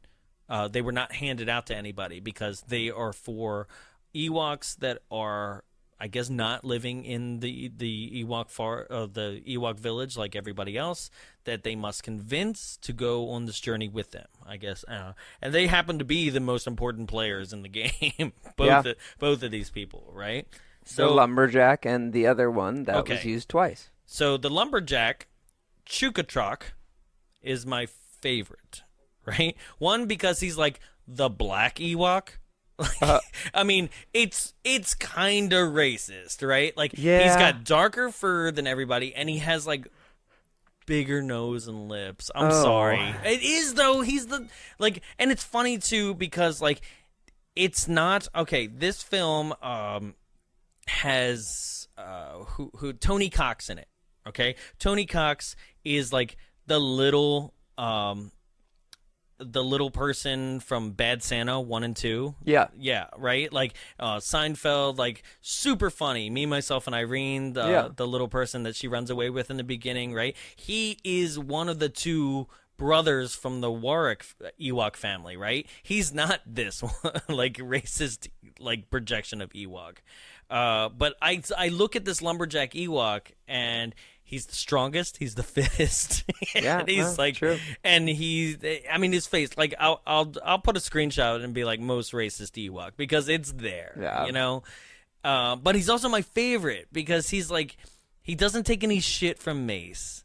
Like, Mace as like, dude, they've saved Mace like 3 times at this point, and he's still a bitch. He's still a bitch, right? Oh, true. Like, basically, I don't know, Chukachak didn't know that they were coming or something. He was just chopping down trees like normal, right? Well, I don't think either of the 2 people they needed knew they were coming. Right. And that's what I mean, like, meaning he didn't know they were coming and he chopped down a tree and dropped it on them. It was just coincidental, right? And it wasn't like the tree fell near them. It was like the entire branches landed on majority of the party. And I was like, oh, you guys okay? Yeah. And I'm like, yeah. And then he's like, you want to join us? Well, okay, it was clearly an accident, but Mace is like, what's this asshole? We don't need him, right? And he's like, throws an axe on, like, basically challenges him to an axe throwing contest. Yeah, I didn't get it. It was like, let's both throw an axe. They each throw the axe once, and then they're like, yeah, let's go. Yeah, right. And they move on. Yeah, like, Mace throws an axe, and then Chukachak decides to throw his axe, and it lands in the handle of Mace's axe. So, like, Mace doubting him from being like, we don't need this fool, to being, like, especially because they're like, no, we do. Yeah. Like, Tebow said we need him. Like, we have his artifact. It's clearly a missing tooth from the skull on his chest. You know, like, he said we need them. Just take our word for it. You know, like, that's the problem. He doubts everything and then immediately is like, sorry, my bad. We need you. And, like, begs you to come on the journey. Irritating. Right? Like, but you would think that he would learn his lesson through this. Like, he never learns the lesson. He just keeps being a bitch to everyone. Right? So then, after that... They go to Grandma Ewok. Kank is her name. Oh, I bet she's got a few of those. And Kank, before she decides to join their quest, is like, you must take my test, right? My test of hold a lizard.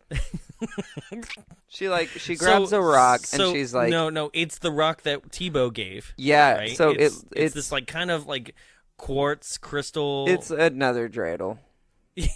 Yeah, it's dreidel. It's a compact dreidel. Right. What it actually is like a quartz crystal that is like, it's wrapped so that it can go on her walking stick eventually. Yeah. Right. And she's like, okay, Mace, you hold it. And when he holds it, it turns into a lizard. Right. And he's like, oh shit, lizard, and drops it. And so Sindel That's gross. We don't need it. Let's go. Right. Like, immediately. Yeah. Sindel picks it up. It turns into a mouse. Right. And Kank is like, okay, good enough for me. And I'm like, wait, but his turned into a lizard, and that was apparently bad. So, like, maybe you shouldn't go because he's an asshole. Right? Like, nobody, like, that test had no consequences. Right? Yeah, I was dumb. It wasn't like he has to stay behind or I ain't coming. Right? Lizard's asshole. That's what that is. You know? So then they're like, take a break, and Mace decides to go up to the local watering hole. Oh, yeah. He has a total, who's that guy? He's obsessed with himself. The Greek god was obsessed with himself. Saw his own reflection in the water. Got too obsessed with it. Is that what that is? Like, it's a... Yeah, because you're self-obsessed with yourself. When that happens, it is, Yeah, vanity. Yeah, no, there's a different name. Okay, well, great. Now I forgot. I'm sorry, I don't... No, it's a psychological thing. I'm not being dismissive, I just do not know. No. Well, okay.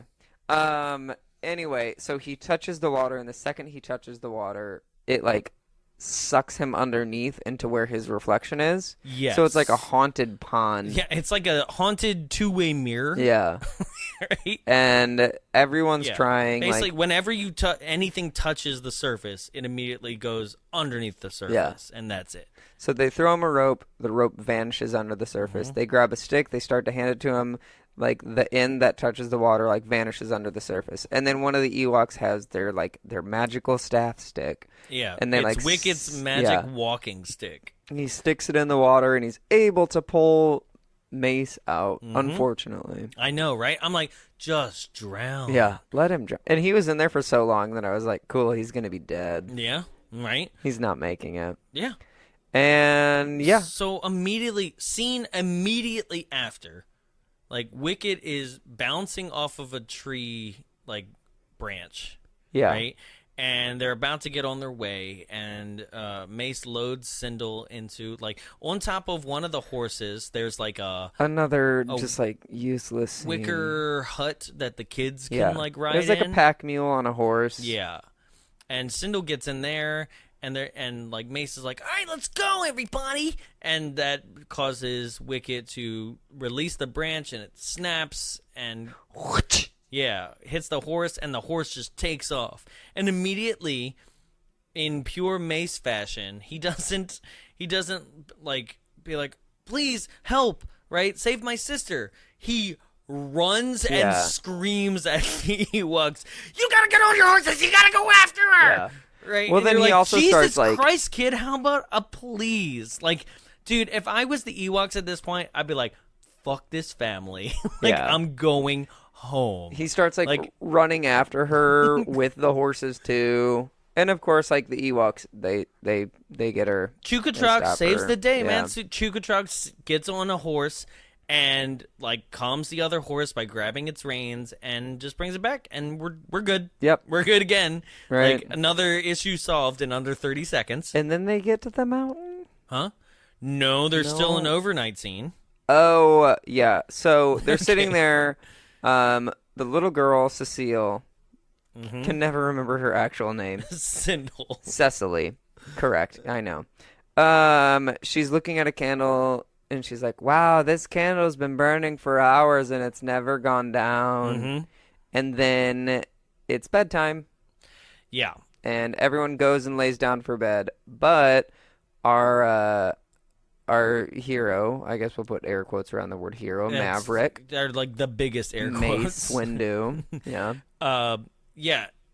So all these like little fireflies start coming around. And they're doing their own pattern in the sky, and it's like, whoa, this is crazy. And Sindel brings the candle out. Okay. I don't really fully understand this scene. I don't either. Because so all the fireflies, they kind of start like, it looks like they're trying to fly in a pattern. They're flying in a pattern. They're like doing some little light show for their entertainment. And then they all go and get like sucked into the candle. So Sindel's artifact that Tebow gave her was a candle. Yeah. Right? The candle of light or something, right? Which most candles are. Yeah, right? Let's be real about candles. Oh, man. I got the candle of dark. Yeah. I just can't light it. I'm not allowed to light it. It's a trick candle. Candle. Candle of light. You can't blow it out, guys. Yeah. And she takes the candle outside, places it on the ground, and like doesn't light it, right? It's not lit, as far as I remember. I don't know, but immediately all the fireflies just swirl into a tornado and get sucked into the candle like it's the Ghostbusters trap. Yeah. And then they're all standing around, and then Maeve is like, or Mace. I want to keep calling him Maeve. Mace is, he's like, look, a glowing dot, and he like picks it up, and it's this like crudely drawn like sketch of a ballerina, like dancing in his arm or in his hand. It kind of is drawn and looks like the electric gremlin from Gremlins 2. Yeah. To get the same like scared face, like I know. And its face like never gets better. It doesn't do much. But also, this is another thing. I'm like, these weren't in Return of the Jedi, so like, did the Empire show up after this movie, wipe out all indigenous life? Maybe, but Sindel wiped out this entire race. Well, we don't know if she wiped them out or if they were actually part of the candle or something like that. Nothing's actually fully explained. None of these objects are fully explained. We don't know if they are like mythical objects that have powers, or if we don't know if they're like just like something that's like natural in this planet. Like nothing is fully explained. But apparently Tebow thought that they were going to be an issue and was like, take this candle. Because nobody wants to see this light show. Yeah. It's kind of shitty. It's not good. It's poorly drawn. Just suck them up into the candle and get on with it. Definitely not set to any Pink Floyd music, so we don't care. So he finds his little firefly, and he's like, get in my pocket. Right? It's not like it's injured. Yeah. He just has it, and he's like... She lost her family it's like one of those lights. It's alive. It's one of those lights. He keeps repeating. And... then they go to sleep, and the fairy decides to put on one more light show inside the hut.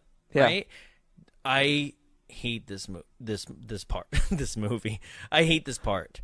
This part is the worst. This part is like, everybody complains about Jar Jar so fucking hard, and I'm like, did you see this scene? Yeah. Like. This is like for kids specifically, but like the fairy like dances around, does a dance for them, right? And then starts like flying closer to Sindel, and she's like, it's tickling. Oh, well, that's because they're all like, oh, we're hungry, and they start eating, and then the little light is like, I'm hungry too, and then they're like, ha ha ha, it feeds off of our laughter, that's why it's tickling us. Let's keep laughing. It's so stupid.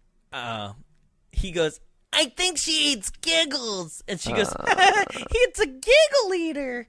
And you're just like, Jesus Christ, this is not a Star Wars movie. It's so like dumb. This is something else. But that's it. That's the scene. It's like, no. Anytime anybody says Jar Jar ever again, I'm just going to like slide this scene across the table. The giggle eater existed.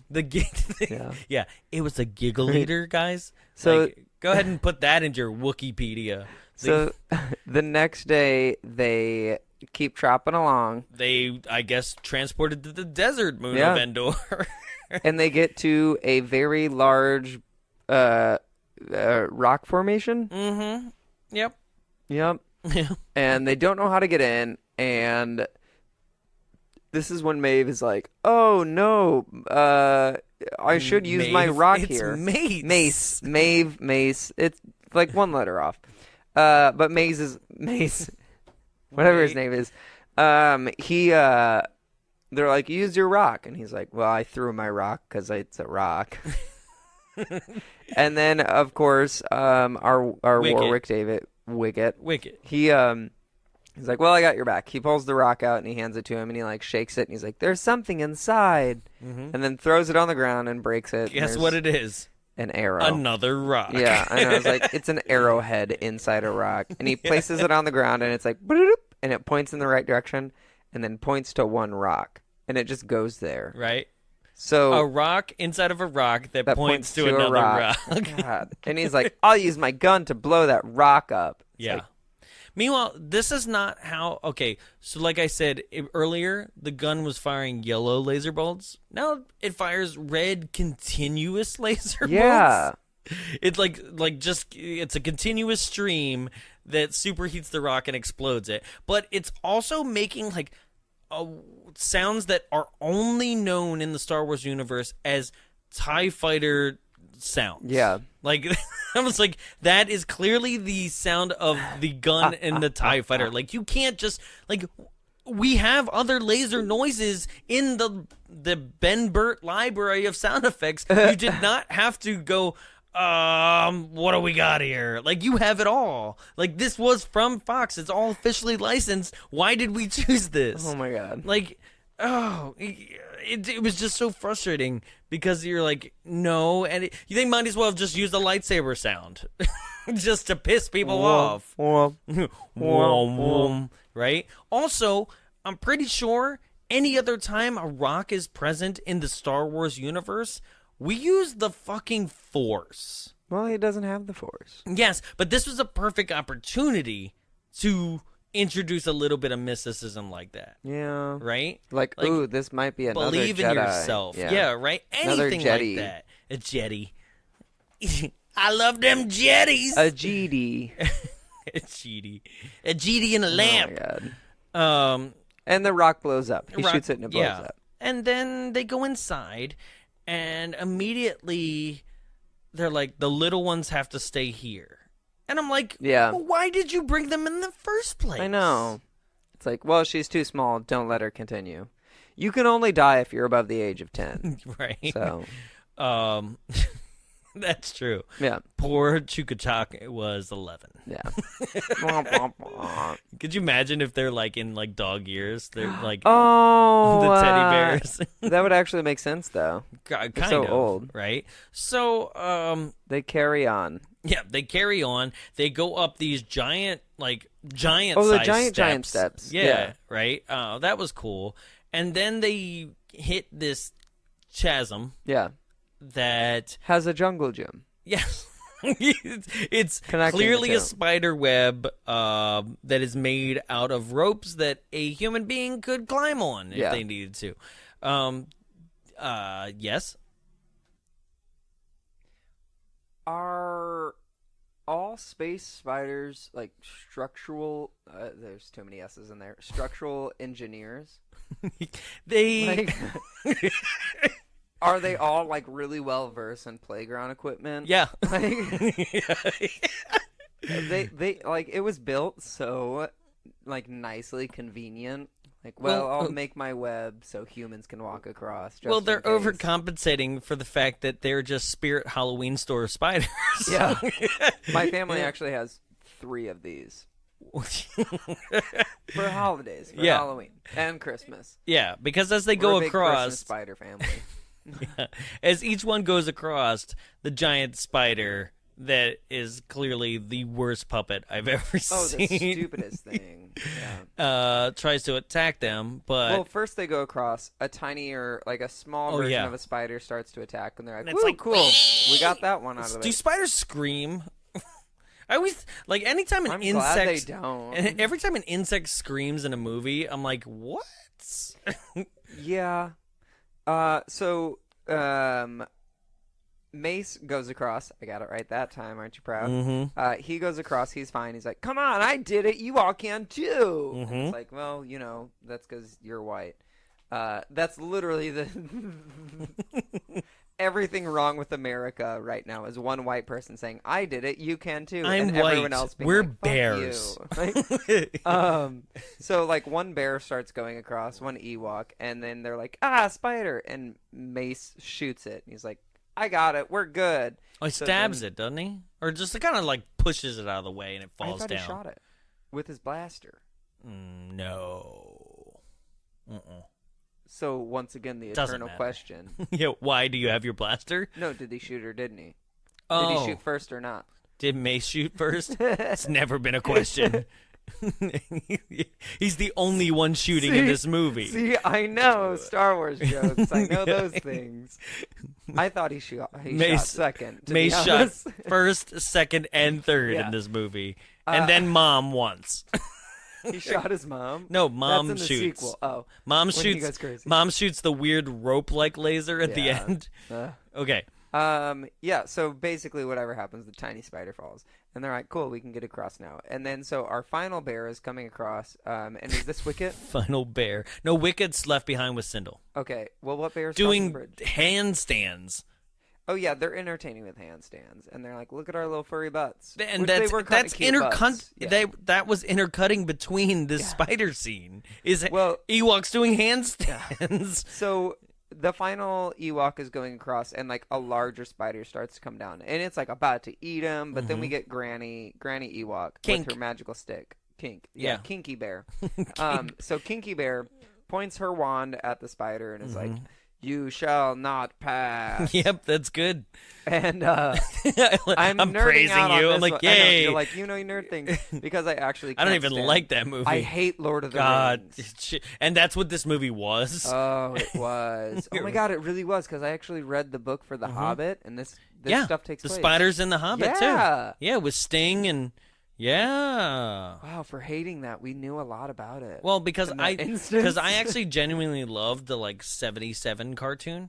The Hobbit, that one's and not the Lord bad. of the Ring, yeah. Except for all the because we've made fun of it before on My Bloody Valentine of the folk music in it. The tale of the Hobbit was told this day. But that's more true to the Hobbit, right? I mean, it should have been in this movie. Ewoks were marching away. There's a stupid little Ewok band with a guitar that's somehow larger than the Ewok, and they try and sell it as a cello. I can already see it now. Anyway. He was caught underwater. He was drowning and gasping.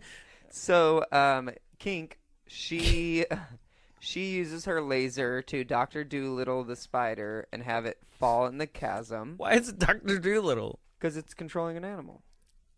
Oh, to Dr. I thought you said the spider's name was Dr. Doolittle. Sorry. Oh, I was like, no. it looks like original Dr. Doolittle animatronics. Yeah, right. This is a push me, pull you. She Dr. Doolittle's. Got it. The spider. Yeah, she basically, the wand turns green, his eyes turn green. The wand makes the wizard. Yeah. The wizard makes the spider green. Got it. And the spider backs off. And this is from the House of Spindlin. Throws it off, yeah. Oh, no, so it just pauses the spider. The bear makes it across, but then the spider starts coming towards them. And then Chukachak is like, fuck this, and cuts down the web. Right? Yeah. But then I'm like, I wonder if you guys are going to need to cross that later. Yeah. To get back home. What if that was the only way out? They're like, we'll use the fucking front door. So Spider falls, but then we flash back to his sister Sindel, Wicket, and Weechie. And a spider attacks them, but luckily they're smart and they kill the spider. Yeah. They're like, I got this. Wicket straight up takes a knife and is just jabs it into the abdomen, and that's it. Abdomen. And so now we see that the Gorax, the giant monster that kidnapped the parents, has them in a pet cage suspended in the ceiling. And this is maybe, I would say, 10, 15 feet off the ground. So you could jump from there. You might hurt your ankle, but you could make it out. And the holes in this cage, the parents can fit through. They could have escaped why the numerous times. Oh no, we can't get out. Yeah, because this is like when a monster makes a cage out of bamboo sticks, because that's what it is. Yeah. Right, like giant tree bamboo sticks. I thought it was bones. It doesn't matter though, because bones, bamboo. Right. It's the fact that you can get through it because he made it the holes too big, right? So that's what I've been told before too. Yeah, I can get through it. Don't worry, you made it big enough. The hole's too big. Don't worry. And I'm too tight. What is the Gorax? He does look familiar. Pig Chewbacca like thing? No. He does look familiar. Like something with big ears. Or a big mouth. But he's got long flowy hair like Meatloaf. Okay, so it's like if someone was like, "Hey, can you describe to me an ape?" And someone was like, they look kind of human, but their eyes are bigger, their ears are bigger, they got more skin on their face, but hair everywhere else. It's a lot of hair. It's what this thing is. Right. It's someone that's never seen an ape trying to design an ape after being told what an ape is. Right. And are there more Goraxes on the planet? Because once again, pretty sure the Empire would not have taken this planet if there was things like this around. Does each Gorak build their own stone mountain? Yeah. Right? I was like, was that a yeah to my question? How did you know that? Yeah, they do. They do, right? Idiot. And I'm like, oh, in the desert forest moon of Endor. Did you say desert? I mean, do I have to go desert? Yeah. You know how I pick Fuck everything you, apart. Jarrett. Thank you, John Nathan. That doesn't work. I know. You're like, damn it. Anywho. Right. So, we're at the end here. Yeah. Okay. Luckily.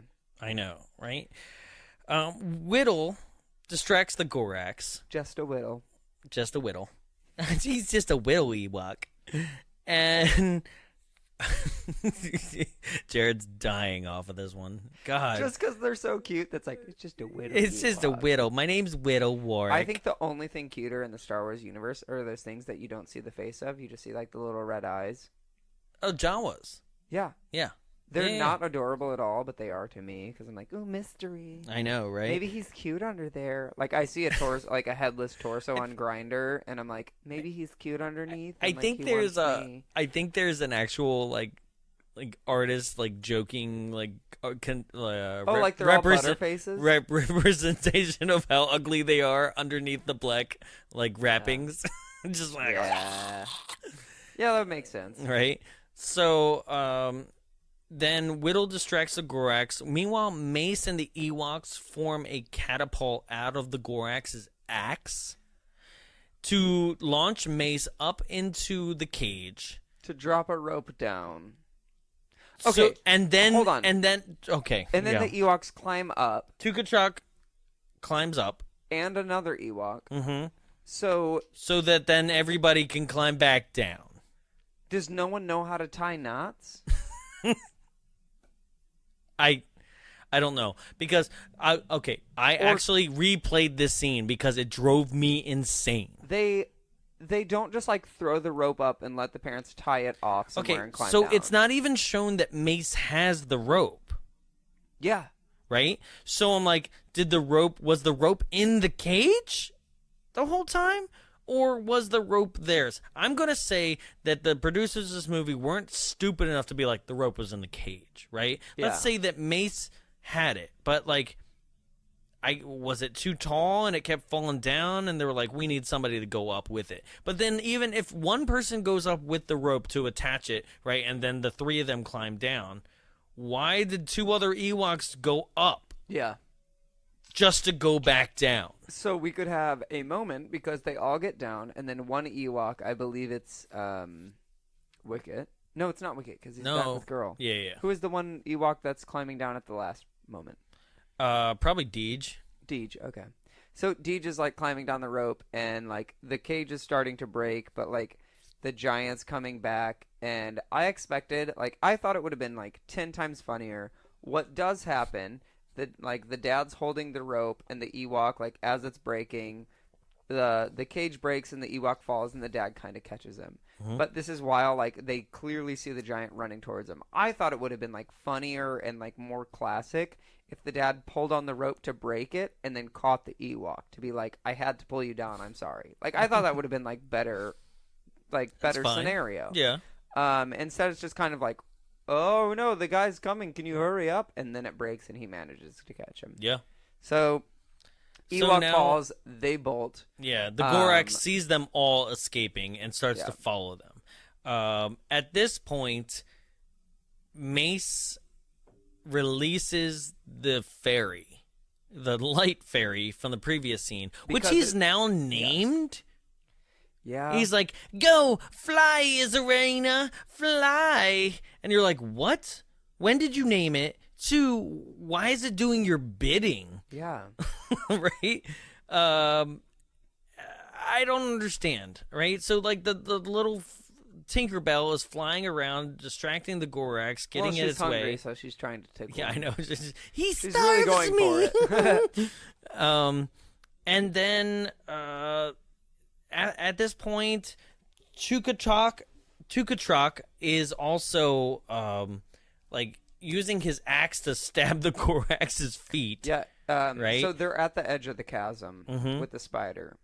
The rest of the family is. The Gorax and the Tukachok are at the top of the stairs.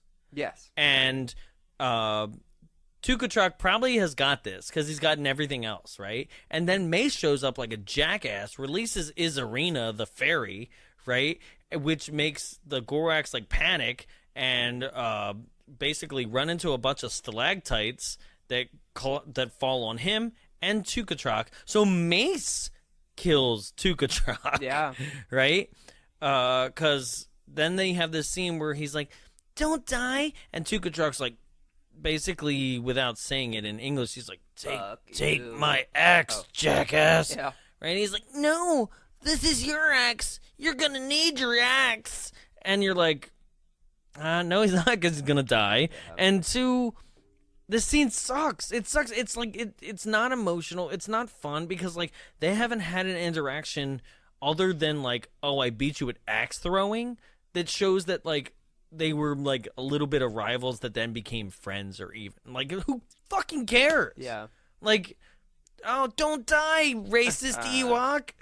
But he dies, and Mace takes his axe, and then the Gorax goes down the stairs. He's still being like I don't know, distracted by the fairy, and then Mom, Dad, and the rest of the Ewoks decide to trip him with the rope. Now, once again, the movie has forgotten that we've seen Ewoks try to trip things with ropes before. In Return of the Jedi, they try to trip a chicken walker or an AT-ST with one, and they just get dragged across the forest. To be fair, wasn't that 2 Ewoks holding the rope? In that movie? Yeah. No, it was a bunch. Well, Ewoks holding it rather than something that's planted into the ground. When is this? This is not planted in the ground either. They tie it off to a rock, and everyone goes over to the other side to hold it. I'm still saying no. I'm sorry. Well, also, it's a machine compared to like a giant. Like, but it's a giant. This thing is bigger than the AT-ST. The giant's not paying attention. That's your defense? Yeah. Why are you defending this? Because you're defending it on your side. Because it's freaking stupid. I know you're playing devil's advocate, but that's stupid. Like, I'm sorry. I went with it. This creature would have, even if they held on for dear life, it would have taken the rope and taken them all with them and just threw them into the chasm. Movie over. It would have tripped. It would have also pulled some other people. But that's also why whenever you see people like tripping things, they go around an object so that object can start to like kind of pull on that before it pulls them. Yeah, we know ropes. We don't know. I'm not a ropeologist. Yeah. So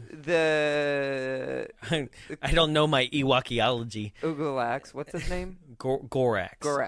Ugalax. Gorax. Ugalax? It's a faction. Mm-hmm. It's a different breed. Yeah. They're just shorter. Mostly boar, not pig. And he falls, but his like head is dangling off the chasm, but his body's there, and he's like, "Wow, what?" And then we've got so Kinky. Mom takes Mace's gun. I thought it was Kink's. Huh? No, Mom. What does she do? Yeah. She takes Mace's gun and fires a laser at the Gorax, and it's like kind of like half jism goes out, like just like. Oh, it's the lazy beam. Yeah, lazy beam. That's a great. It's like a rope laser. Like, I'm a laser. It's terrible, right? And I'm like, how many settings does this one gun have? Right, which also just looks like a normal gun. It doesn't even very much look like a Star Wars gun. But then, she basically sets it to the curly fry option.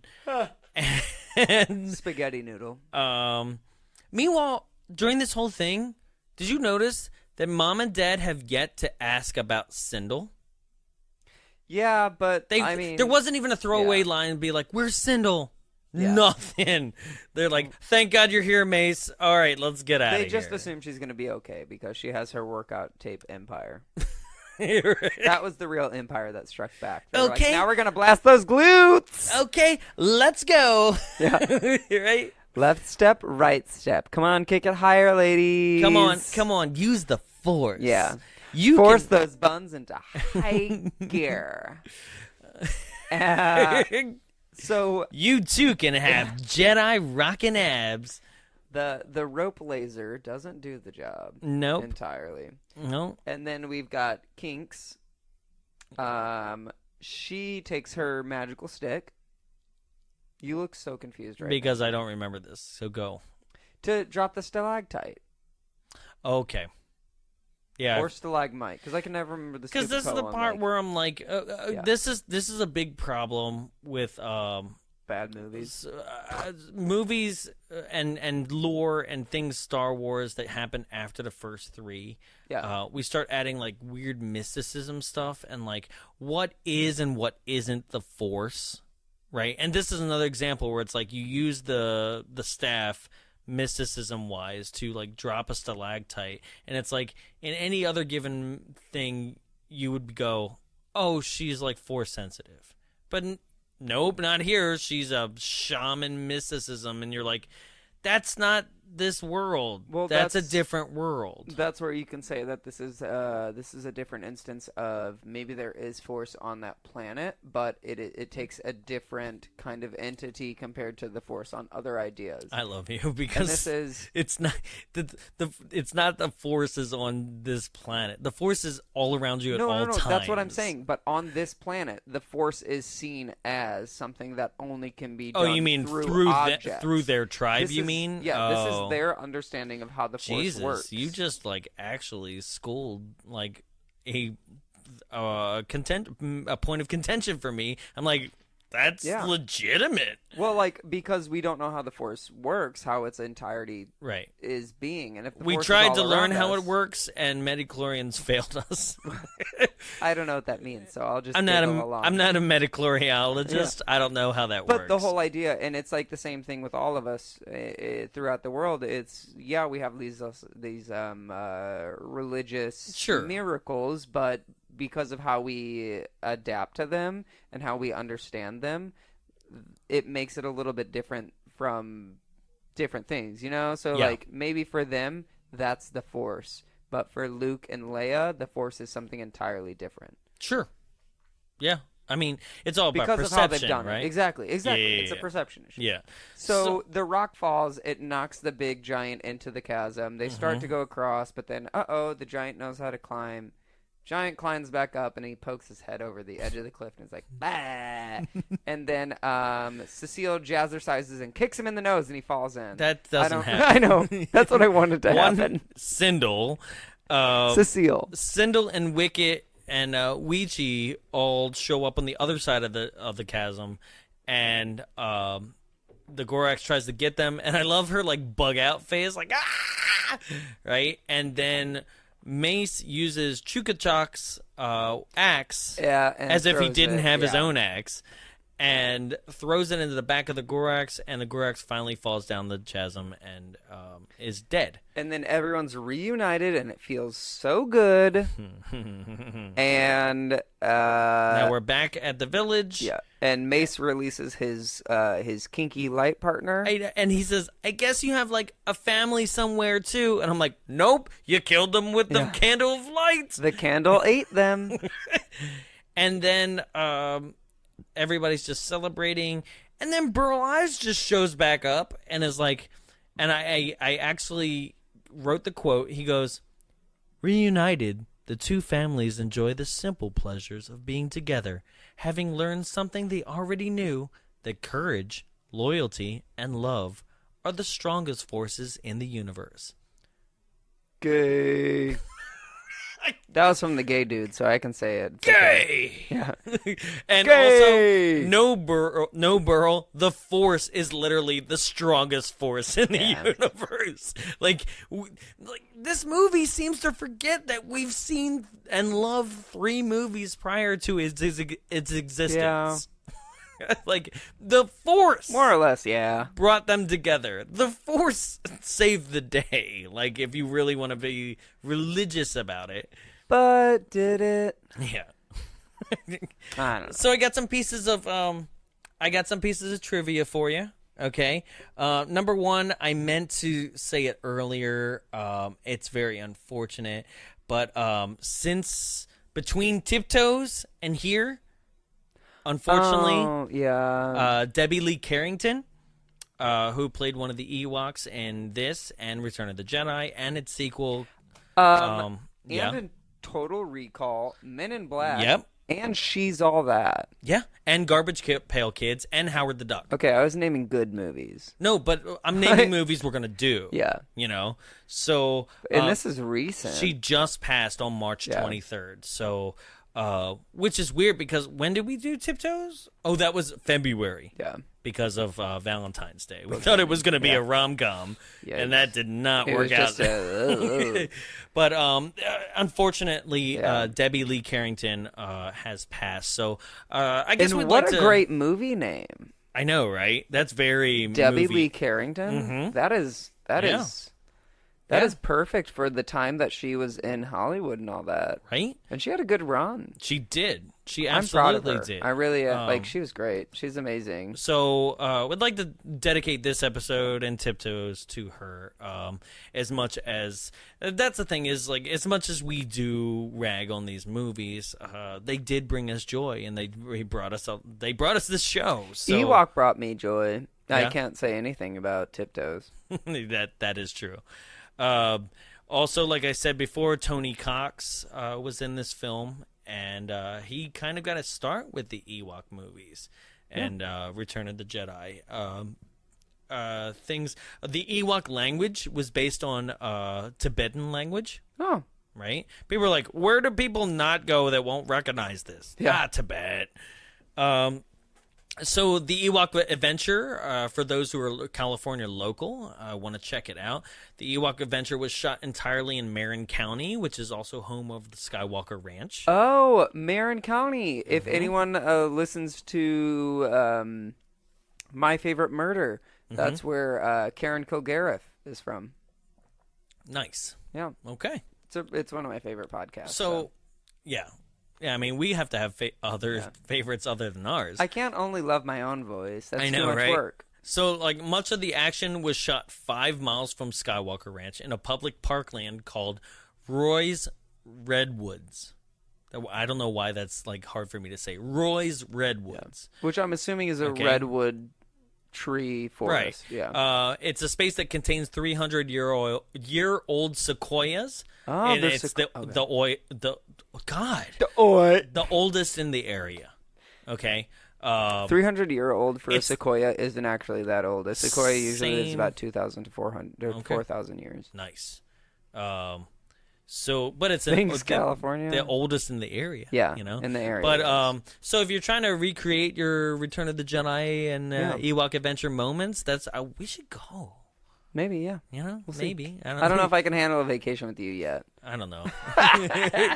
We'll see, right? And though this was made for TV, it actually got a short theatrical run in Germany, Mexico, Australia, and New Zealand. Okay. The movie took 6 weeks to film. A reshooting took an additional week, and a dubbing procedure took 2 weeks. So the movie in itself took 9 weeks to complete altogether. And it shows. I was about to go. I knew you were going to do it. It really doesn't show at all.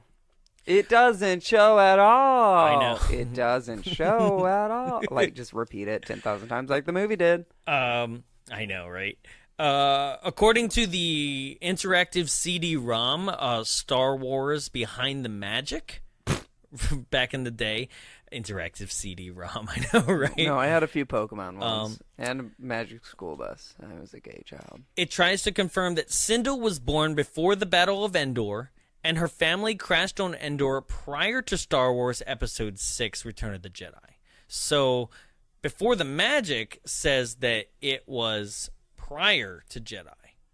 Now, there are other people in Lucasfilm that said it's after Jedi. Well, it's not canon, so we don't even care. Right, but we need to make a ruling on this.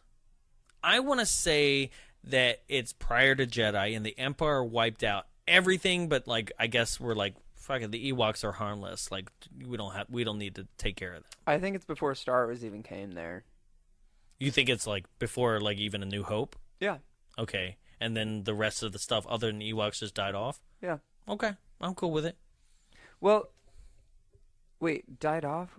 Ewoks are still in the Star Wars movies. Then. Right, but no other race that's seen in this film or the next film. Well, I just don't is think on that this planet. like I think whenever like all of the stormtroopers and stuff came in, they were so loud and boisterous that they actually didn't give them. That's any what I'm saying. chances They to come out. terraformed the like, entire planet. They just basically but not like, even hold on, not even terraformed. They didn't kill everything they saw in front of them. Like all the animals on the planet were just like, "Whoa, that's loud. Get away from it." Okay. Because they had some sort of smarts about them. Except for giant boar beasts and Goraxes. Yeah, we can kill Goraxes. That's fine. Do we have any fun reviews? We do, but I had one alternate tagline. Oh, you ready? Do it. It's a trap. That's the whole movie. I get it. I don't love it. All right, fuck you. I know. All right. So it's about our friendship. I know. Yeah, right. There was one other piece of trivia. There were alternate scenes. Okay. There were some alterations and cuts. First, Mace was supposed to have his arm caught in a man-eating flower. But Jumanji beat him to it. Yeah, right? Just but kidding, Jumanji. It was changed to the creature in the tree that bit his arm. Second, at the end of the movie, Mace sees Izarina, which is the glowing firefly, says goodbye, and then it snows. Okay. What a weird and Sindel and the Ewoks are supposed to dance in the snow. Moment in New York. Like I feel like that's something like a New York movie of like a Home Alone movie would do that. That sounds right? Like he's like, I guess I'll let this pigeon go that the crazy pigeon lady gave me, and he throws it away, and the pigeon flies off. It starts snowing, but then his mom walks up. I really love that movie. I actually like. I'm gonna go on record as saying I like 2 more than 1. 2 is better than 1. Oh yeah, it's 100%. Because like he's got to think on the fly. Also, we know what to expect. Like it's not this whole building thing. It's like we know what's up, we know what's going on, and it makes way more sense that this house is in deconstruction and like he could like find things that could work. The best line out of all the movies. Sorry, Home Alone tangent. No, the best line out of all the Home Alone movies was in Home Alone 1. Okay. Do you know what it is? No. Buzz, your girlfriend. Woof. Woof. Buzz, your girlfriend. Woof. So that's it was supposed to snow like it was Christmas, I guess. Stupid. Which is interesting because this movie did come out. It was released November 25th, 1984. So maybe they were going. Yeah. And originally the title was supposed to be an Ewok Christmas special. Like something like or Ewok holiday special. But isn't the to other go with Star the Star Wars Wars holiday special? Okay, there it is. Yeah. No, they were trying. They were trying again to go for it. I was like, what? Why? Yeah. Okay, so we seem to think that this movie did not live up to expectations, but there's a lot of people out there who I had expectations. It lived up to them. It did not disappoint in disappointing me. But some people seem to absolutely love this movie. And in that segment, we call it Give Me 5. Ladies and gentlemen, here we go. In this first review, the reviewer known as Enrique must have seen a different cut of the movie. Iglesias? Yeah, he might have because he's famous. So written by Enrique H., December 2004. Iglesias. Iglesias. I bought the DVD feeling that the nostalgia of watching this when I was 9 with my little sister was worth the $10. First mistake. I even joked with a couple of people at the checkout counter who remembered the movies about how we all liked it as kids. Who remembered it? I did. Your problem. I didn't actually tell the audience today that I've seen it a bunch of times as a kid. What I didn't expect was that the movie would hold up after all these years. And mind you, I haven't seen this since the mid or late 80s. A lot of movies we liked as kids age badly due to the fact that we all grow up. But I found the Ewok Adventure, now called Caravan of Courage, which the title Yeah. title card shows both. To be just Still as there, dude. Yeah, to be just as exciting, fun, and charming at 29 as I found the film when I first saw it 20 or so years ago when it debuted. I think that's a compliment given to only the very best of films. There is some, not all, stop-motion animation special effects that have aged to be sure, but that is to be expected of a film that is made for television with a decidedly less expensive budget than the actual Star Wars films. Most of the time, I was impressed that the Star Wars magic extended beyond the big screen and into a TV movie. When Return of the Jedi came out, I was like a lot of other hardcore Star Wars fans. I didn't like the seemingly overused furry cute creatures. I just wanted more Han Solo and Darth Vader and lightsaber battles. I've lightened up on the little guys, but I don't think hardcore Star Wars fans have anything to fear, though. I found the Ewoks to be even more endearing, brave, and charming in their own adventures, which play off as a kind of Goonies Star Wars style. Above all, I recommend this movie to anyone because of those because it's one of those special films, like the original Star Wars movies themselves, that entertains adults and kids alike. The film has great characters, has a very fast pace, wrong, and has a good story and is nicely acted. In other words, it's a winner. And for $10, I don't know that I ever spent $10 as well as I did when I picked up this DVD, which also features the sequel that I can now see for the first time. Definitely worth watching and buying. 10 stars. God. Okay, I think that guy was just a nerd that wanted to be heard. You know, he wanted his own voice out there. Yeah. Yeah, this one, let's say ran long.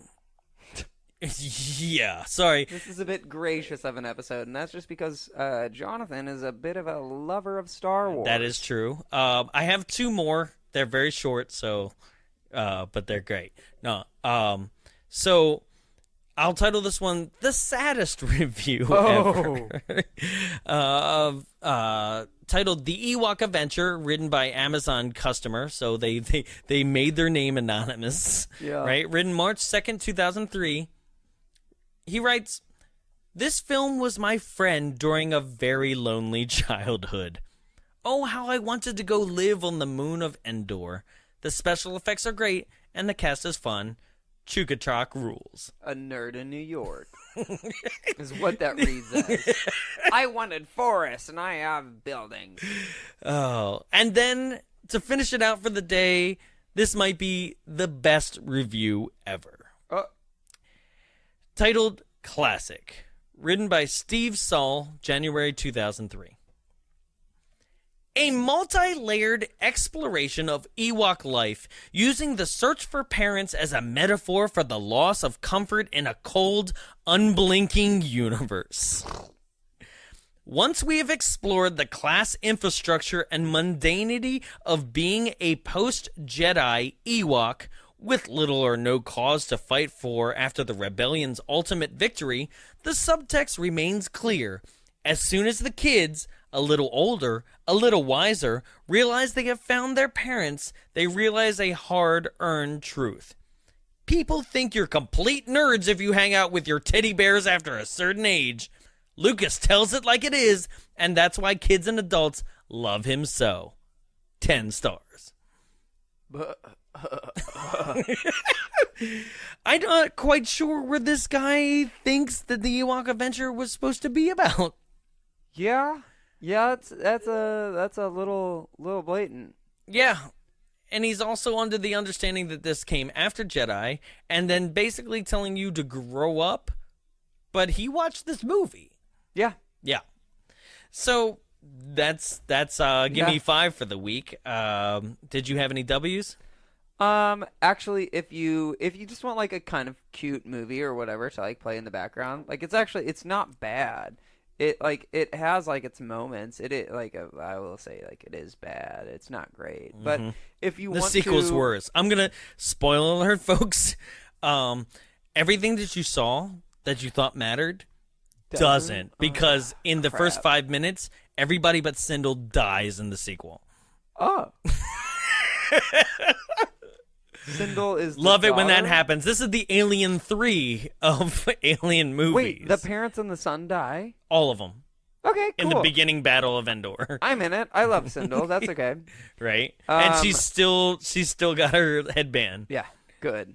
Well, I look forward to it. No, watch it if you want to like hang out with some teddy bears. I'd say for those, it's like a Care Bear movie in space. Right. For those who are super diehard Star Wars fans and need to like basically experience everything that there is to offer, including like the holiday special, don't watch it. No, watch it. Like, just because like it's written by Lucas himself, and it has the official costumes, the official sets, and all the returning actors from Return of the Jedi reprising their Ewok roles. So if you're looking for something that like deep-seated with Star Wars and then lost its way like in production, like see it. Other than that, like I guess kids would be kind of enamored with it. I was as a kid. I definitely was, and I don't know why now. So that just about does it for us here at Bombs Away. If you had a difference of opinion, if you want to tell us, if you want to straight up set the record straight, God, please somebody do on where you think this falls, before Jedi, after Jedi. We still don't have the answers. So please write to us. You can contact us on Facebook, Instagram, Twitter at Bombs Away Show. You can also write to us on a personal email, contact@bombsawayshow.com. If you're listening to us because of Starship Frida, welcome to the show. We did this especially for the Starship Frida audience as a space-themed event. So welcome to Bombs Away. We hope you stay tuned. We have some great things coming up in the future. Please join us on the last Monday of May, in which we will be screening the original film Carrie here at the Frida Cinema in downtown Santa Ana with HorrorBuzz.com. And HorrorBuzz will be screening Carrie. We will be celebrating their screening with Carrie 2. Woo! The Rage, Carrie 2. The Rage. Where telekinesis can somehow grow barbed wire tattoos all around your body. That's my favorite thing from this film. Getting advanced. We will also join us next week for 1980s Trauma Classic by Charles Kaufman, Mother's Day, to celebrate Mother's Day. Oh. And then join us for the week after, as we have director Jake Lloyd coming on the show to celebrate the 1989 Hulk Hogan classic, No Holds Barred. Not No Holds Barred. Whoops. Yeah, that's that. We'll get to that joke. So that's it. That's everything coming from the show. We have a huge summer planned for you, and we hope that you stay tuned. For Bombs Away, my name is Jonathan. I'm Jarrett. And may the Force be with you. That's Ewok Ian for May the Force be with you. All right. Happy May the 4th, guys. Bye.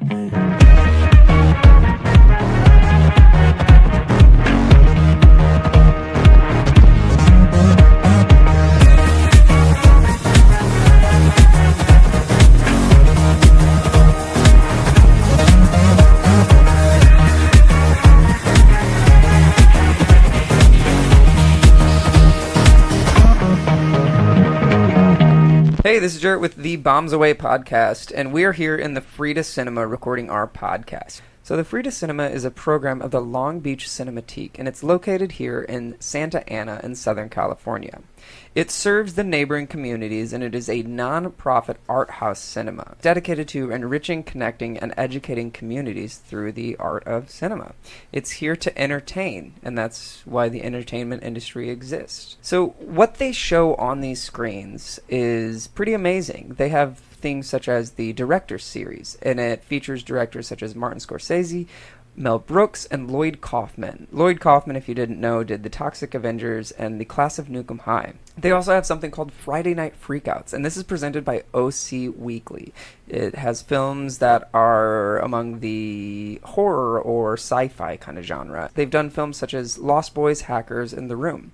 They've also featured anime like Your Name and Akira. Some other things they do are double features. They've done things such as Hot Fuzz mixed with Shaun of the Dead, which is actually two pretty good films. They also show a lot of cool things among the lines of indie films. They have The Void, which is currently on Netflix, and they also have had Academy Award-winning films such as Best Film winner Moonlight, which I think is pretty awesome that it showed in this space before it actually went up. If you want more information about showtimes, location, and everything film and entertainment related to the Frida Cinema, you can go to www.thefridacinema.org. You can also follow on Facebook at facebook.com/thefridacinema and on Instagram and Twitter at The Frida Cinema.